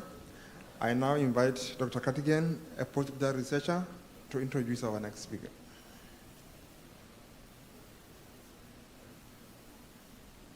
Thank you. Mr. Maximilian Kroll from Deakin University, Australia is the last speaker of this special session. Maximilian Kroll is a mechanical engineer with a focus on advanced manufacturing and advanced additive manufacturing. He earned his BSc in mechanical engineering from University of Technology, Chemnitz, Germany in 2019, followed by an MSc Advanced Materials and Additive Manufacturing from University of Derby, United Kingdom in 2020, where he is specialist in advanced materials processing and manufacturing process optimization. From 2020 to 2024, Maximilian worked at the Frank Power Institute of Machine Tools and Forming Technology, IWU, as a research associate and project leader, managing a range of publicly funded and industrial projects. Since the end of 2023, he is pursuing a PhD in Deakin University in Geelong, Australia, focusing on manufacturing of PAN-based carbon fiber and optimizing the thermal conversion, while also supporting the University of Technology, Chemnitz, in establishing a pilot-scale research center for a carbon fiber-focused research. I now wholeheartedly welcome Mr. Maximilian Kroll to deliver his talk on advances in efficient manufacturing of PAN-based carbon fibers. Thank you.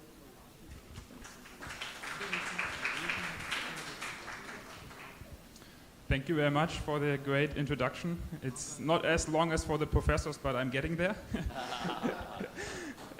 First of all, thank you to KMUTNB for giving me the opportunity to speak here, and also for to everyone who is helping here, organizing this event. You are all doing a really, really nice job, and I felt really honored to speak here today.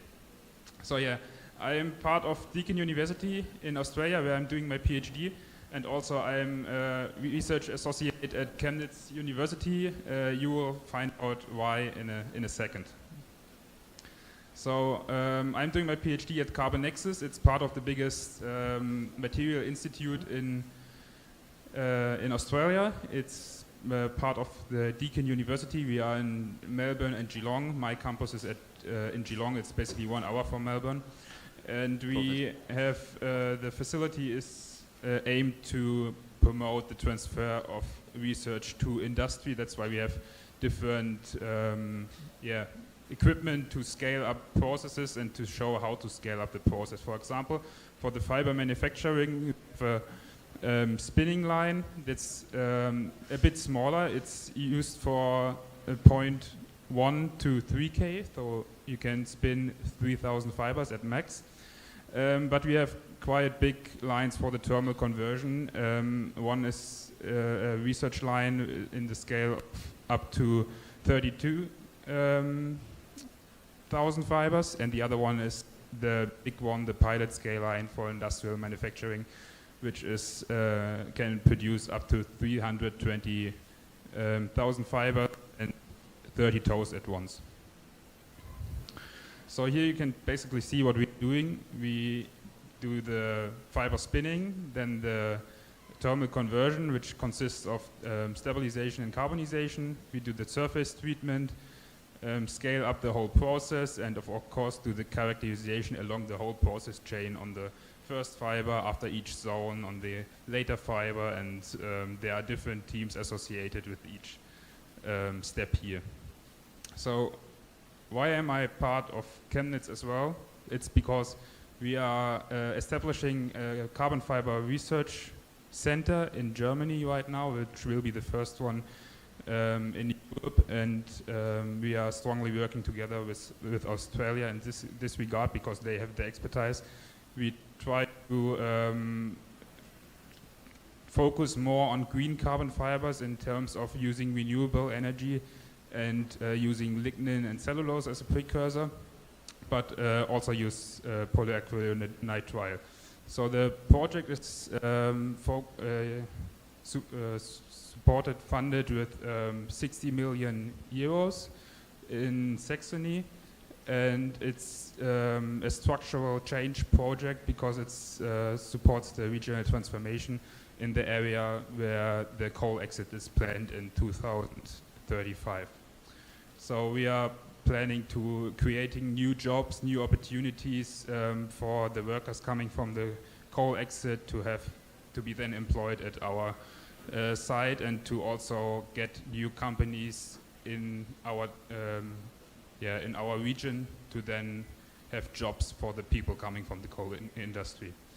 And the core facility will be a black line, and it will enable the research on the carbon fibers just as it is in Australia.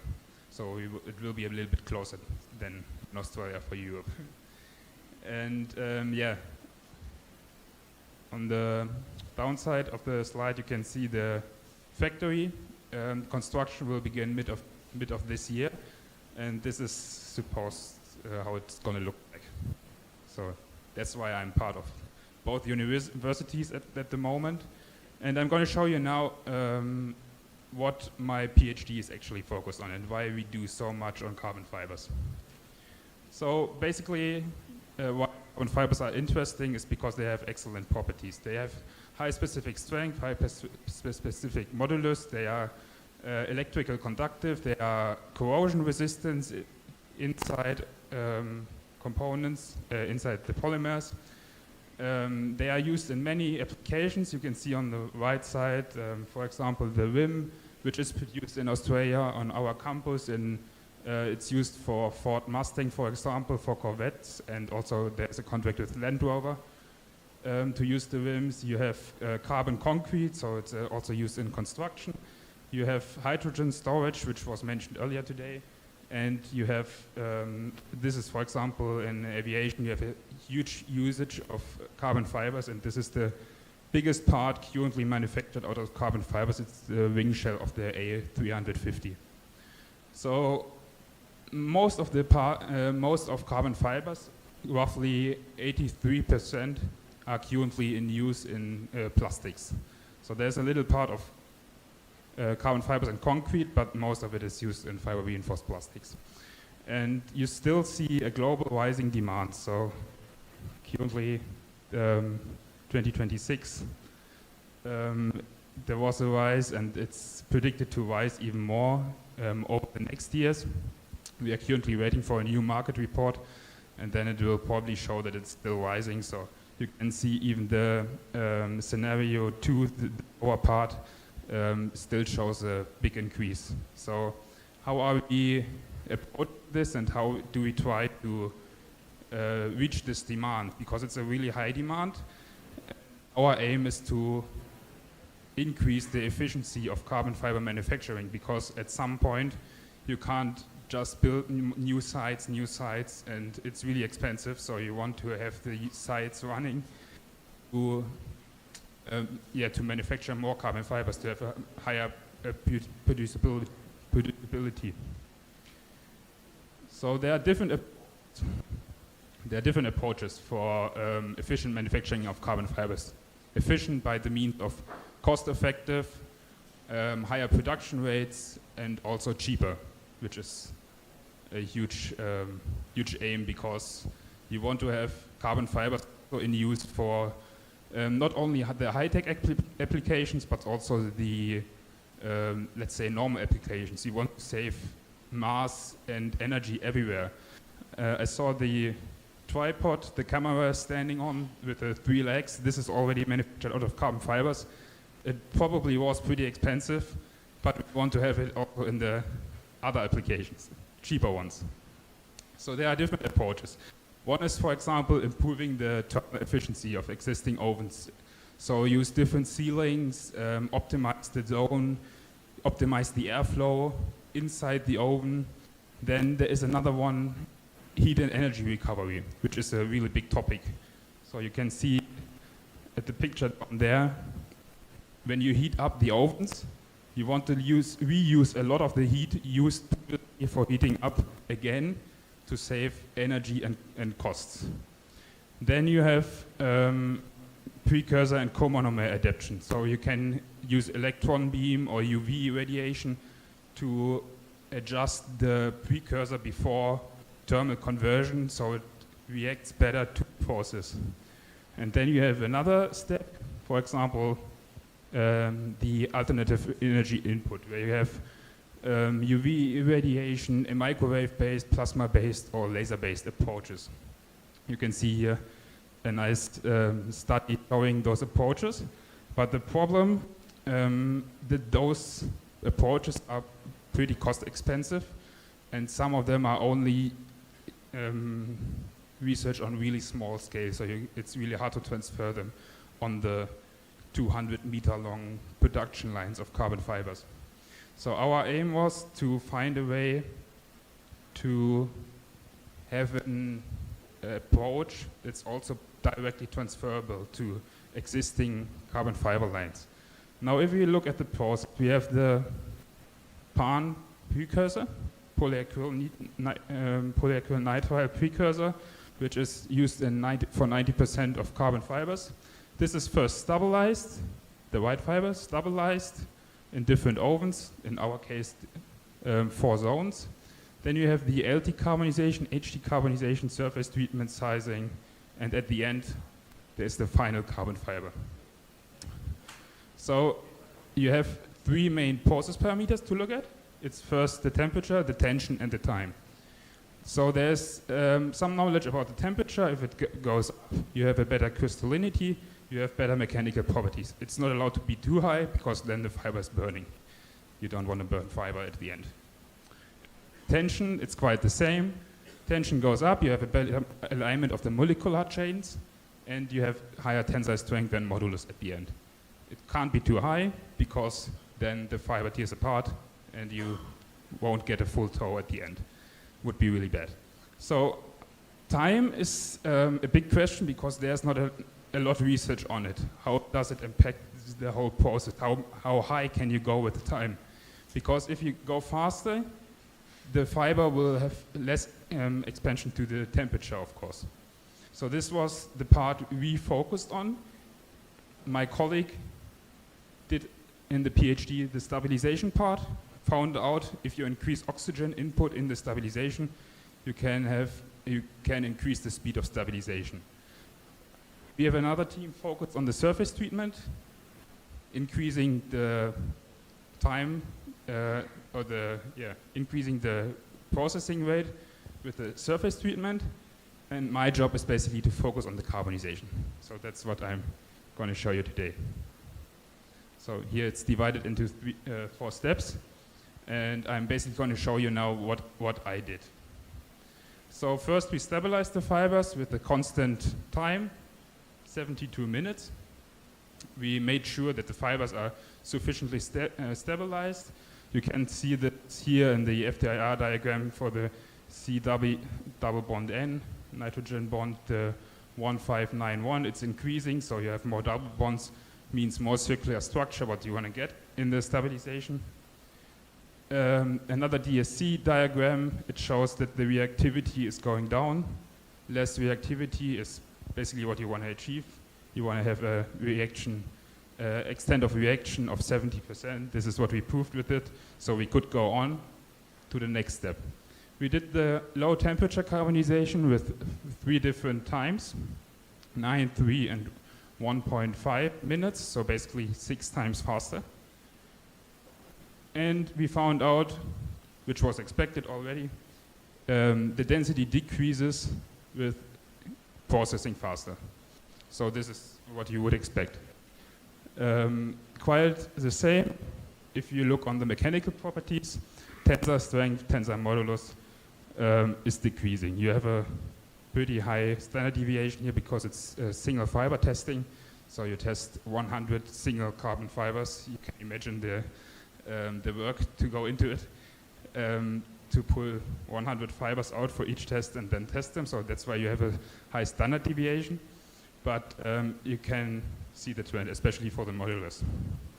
And the OPF is the fiber after the stabilization. So what we did then was the carbonization. We connected LT carbonization and HT carbonization, and we did it for 3 different process settings, adding up to 15 minutes, 5 minutes, and 2.5 minutes. Collected the fibers again. Then, after collecting, to test the fibers, we of course have to surface treat and size them. But to make sure that the fibers have the same surface treatment and sizing, we have to collect them before that, then size them together, and then collect them again, because they should have the same sizing to make sure that we only have the impact of the carbonization. So now what came out was density showed a little bit less of a trend compared to the LT carbonization, and especially the mechanical properties. You can see here now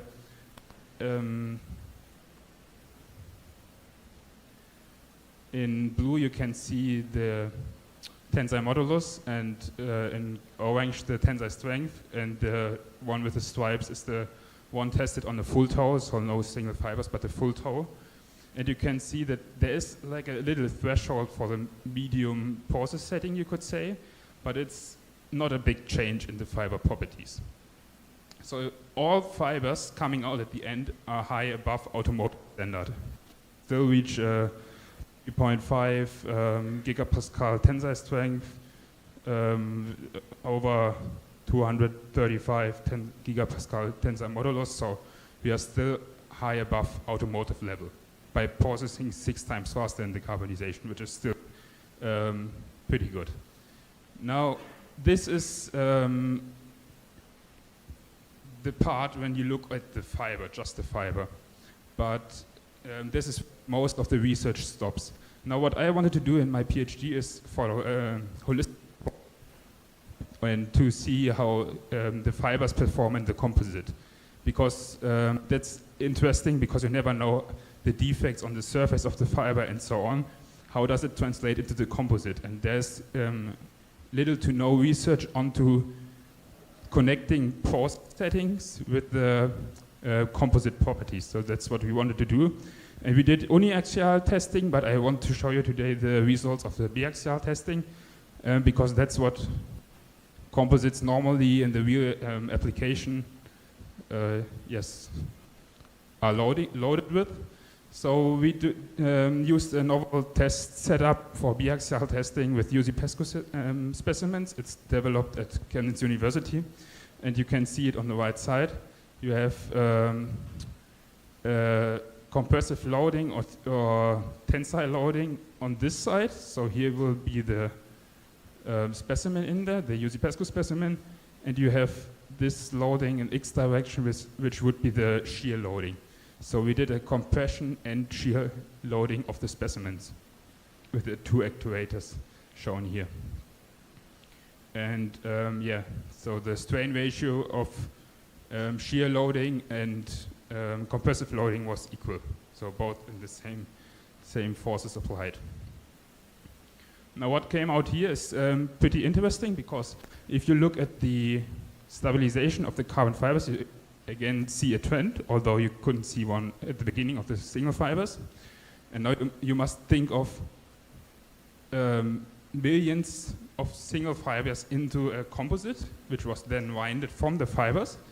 And if you test the composite, you can see a progressive shift of shear-dominated fracture to splitting-dominated fracture. So with the slow carbonized fibers, you have always the diagonal fracture. You can see here. And then you have the medium carbonized fibers, where you have a little split-dominated fracture. And for the fast carbonized fibers, you have a lot of splitting-dominated fracture. So you can already say that the slow carbonized fibers in the composite looks much better. Yeah, coming to the last slide. So what the findings of the composite testing showed was basically you see an increase in compressive stress. So slower processing means higher stress. Slower processing means also not only higher compressive but also shear stress. And you see the average fracture angle measured. It's quite equal to what we calculated using the interfiber failure PUC equations. And you can basically say that the study shows that you can process the fibers 6 times faster during carbonization. You increase the output of fibers, you increase the efficiency, you need less heating for the same amount of fibers. And it's possible, it shows that it's possible, but you have a different impact of the composite at the end. And these results will then be used to be put into simulation, which should later show which process design and which process parameters change the properties of the composite in which way, so that you can, before manufacturing the carbon fibers, say that I will have these and that properties in the composite panel afterwards. So thank you very much for listening and for staying with me for the last presentation today. Thank you for your wonderful presentation, sir. Now the floor is open for the discussions.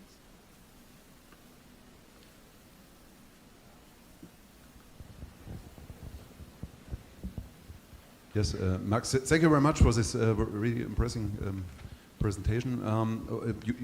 Especially as the last slides where you showed the composite parts made of your differently modified or produced carbon fibers.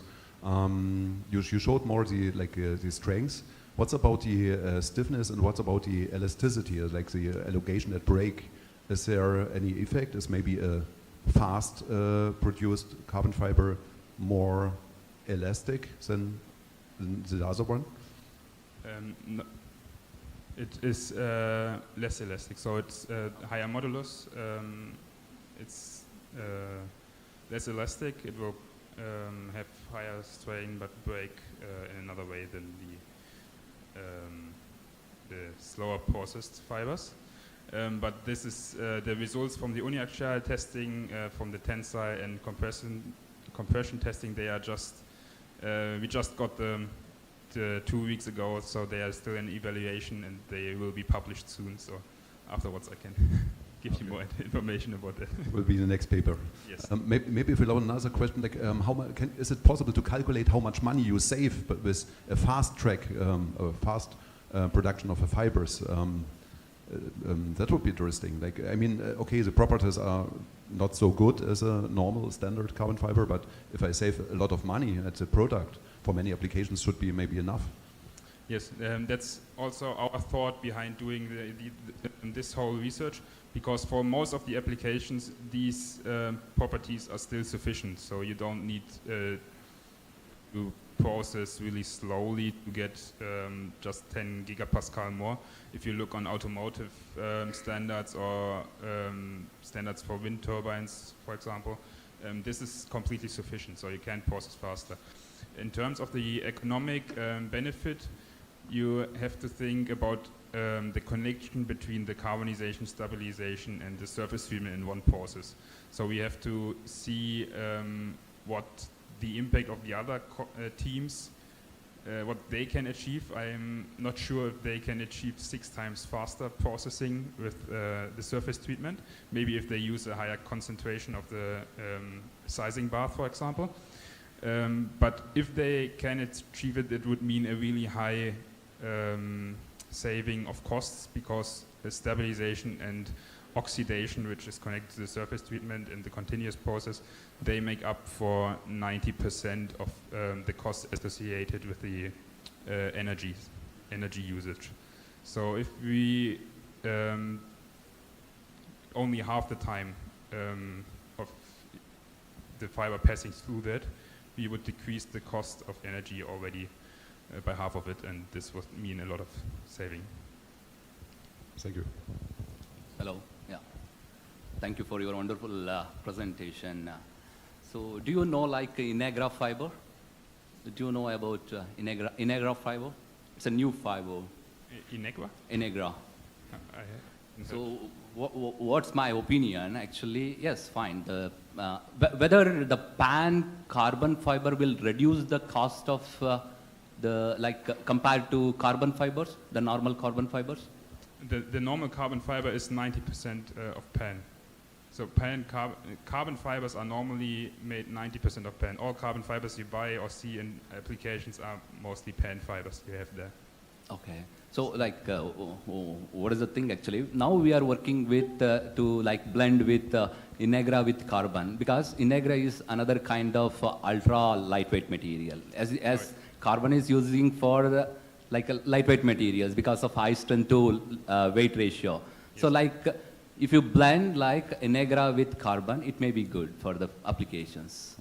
I would be really interested to see the Inegra, because I haven't heard of it, so we definitely should connect and yeah. You need to show me. But normally for the fibers, for the processing of the precursor, even if it's Inegra, cellulose, lignin, whatever you use as a precursor material, you want to have a high yield. This is the most important thing. For the pan precursor, that's why it's used so much, is because you can yield a high carbon content. And a high carbon content means that you don't need to produce, to process as much precursor to have a lot of carbon fibers at the end. So if you, for pan, you have 55% of yield, so you almost need twice as much precursor for the same, for half of the amount of carbon fibers coming out. Okay. And I don't know how it is for the Inegra, but for other precursors, that's why they can't compete with pan, because from an economic point of view, the producers, they want to use as tiny bit of material to process to the carbon fiber. I'm also not sure much about the circular economy things, but I hope the cost of Inegra is lesser than the carbon fiber, so we can balance. And also, Inegra fiber is lighter than the carbon fibers. For improving the durability and the strength, we can use blending of the Inegra and carbon fibers. Okay. Okay, thank you. Yeah. I will be interested to compare it further. Hello. I have a question. Since we talk about the cost and also about the sustainability things, since you already mentioned that there are many products already available with the carbon fiber, So along with the production plant which you are like planning, so what is your thought about the recycling plant or the reuse or recycling of the carbon fibers in the future? So my colleagues, especially in Chemnitz, because we in Australia we do the carbon fiber processing. In Chemnitz we do basically the production of the composites, then to use the carbon fibers to process further to composite parts. And for the composite parts we have with the colleagues in Chemnitz different projects looking at the recycling. It's more to look at the implementation of the carbon fibers in the matrix material, so you don't use the thermoset but use thermoplastic resin, thermoplastic matrix, so that you can at the end recycle the material or pull the fibers out again. So you need another matrix material to recycle. Or else maybe with the same matrix, but maybe our application or the requirement of the properties may be different for some other properties. Maybe in that, because once we recycle, obviously the property will deteriorate from the original one, right? Yes. So maybe we can decide the application, like maybe we can decide the different application for the recycled carbon fiber. But as you know, the world, like once so many products are already available with many carbon fibers, so the future may be the problem of the sustainable. Since we talk about sustainability, the recycling of this carbon fiber will be the major issue in the future, right? Yes, I think the step in this direction is using thermoplastic matrix, and there are huge developments in this direction. And with this, you can then recycle the carbon fibers together and use them in the same way again in another part, for example. So, it's, but recycling and repair of any kind of like synthetic materials still questionable, right? Sorry? So recycling and like reuse and repair of any kind of synthetic fiber related products still questionable, right? Yes. Yes. It's true.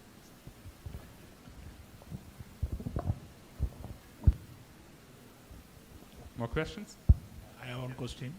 Normally in the carbon fiber there will be a brittle nature in the carbon fiber. Brittle nature.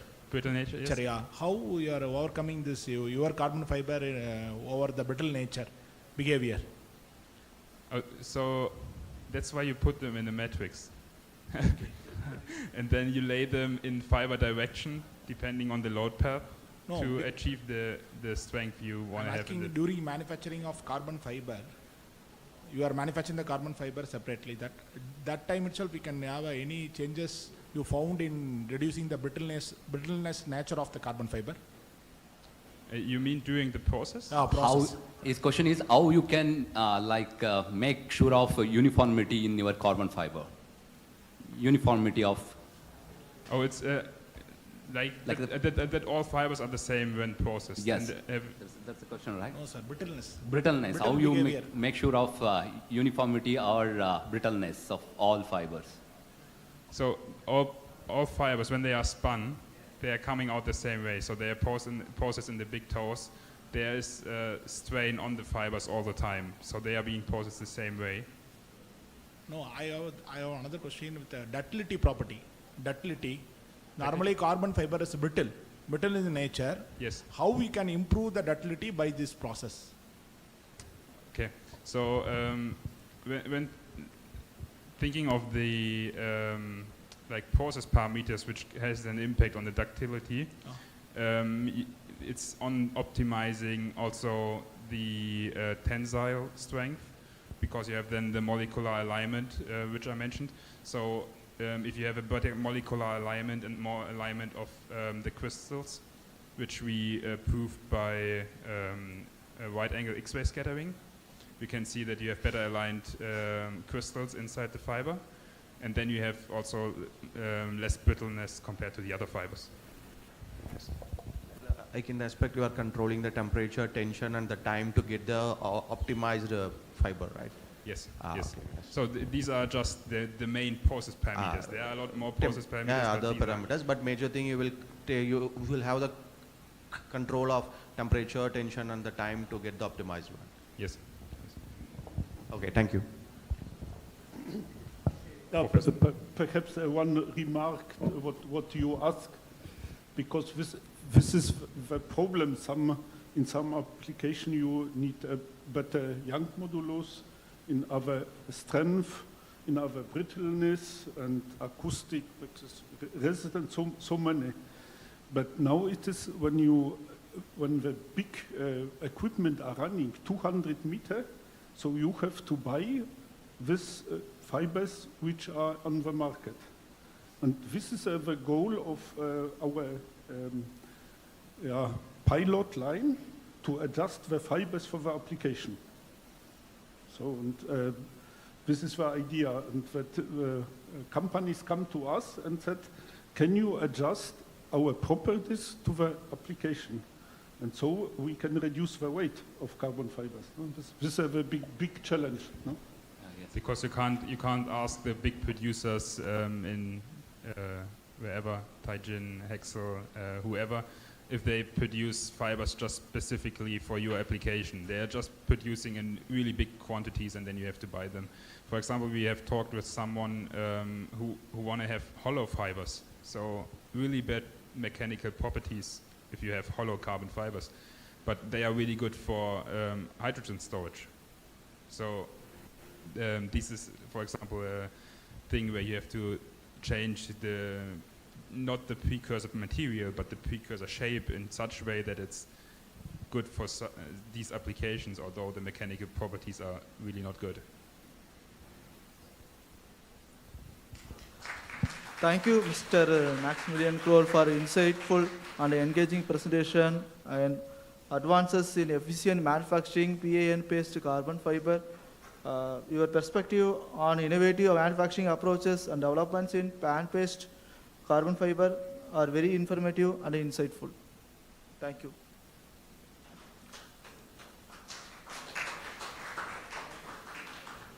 Thank you, Dr. Kartigan.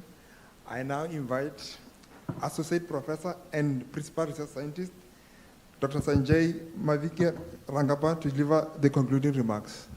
Good evening, everyone.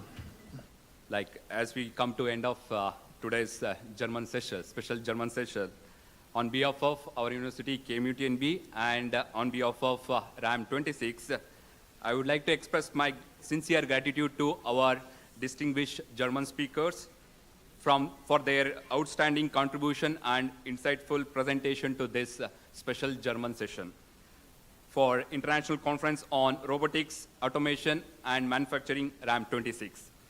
We are deeply honored by participating of leading experts, including Professor Dr. Kroll sir, Professor Clay sir, Professor Stephen sir, Professor Thomas sir, Professor Kuniberti sir, Professor Jonas sir, Professor Sebastian sir, and Mr. Max, representing renowned German institutions such as Chemnitz University of Technology, Dresden University of Technology, Allen University, and Jito Görlitz University of Applied Sciences. Your presence has significantly enriched this conference and strengthened our academia and scientific exchange. Today's sessions has clearly demonstrated the strength of international collaboration, particularly the long-standing and fruitful partnerships between Thailand and Germany in engineering, manufacturing, and technological innovation. The insightful presentation and discussions has highlighted important advancements in robotics, automation, and intelligent manufacturing, and also sustainable technologies, reinforcing our shared commitment to research excellence and industrial progress. So these sessions reflects the strong foundation of Thai-German cooperation that continues to promote knowledge exchange, joint research initiatives, and academy-industry participants. We are confident that the ideas shared today will inspire future collaborations, strengthen global research network, and contribute to innovation solutions for the challenges of modern industry and society. I would like to extend my heartfelt appreciation to all the distinguished speakers and participants for making this German session a great success. Let us continue to foster collaboration between nations, institutions, and work together towards sustainable technological development. Thank you, one and all.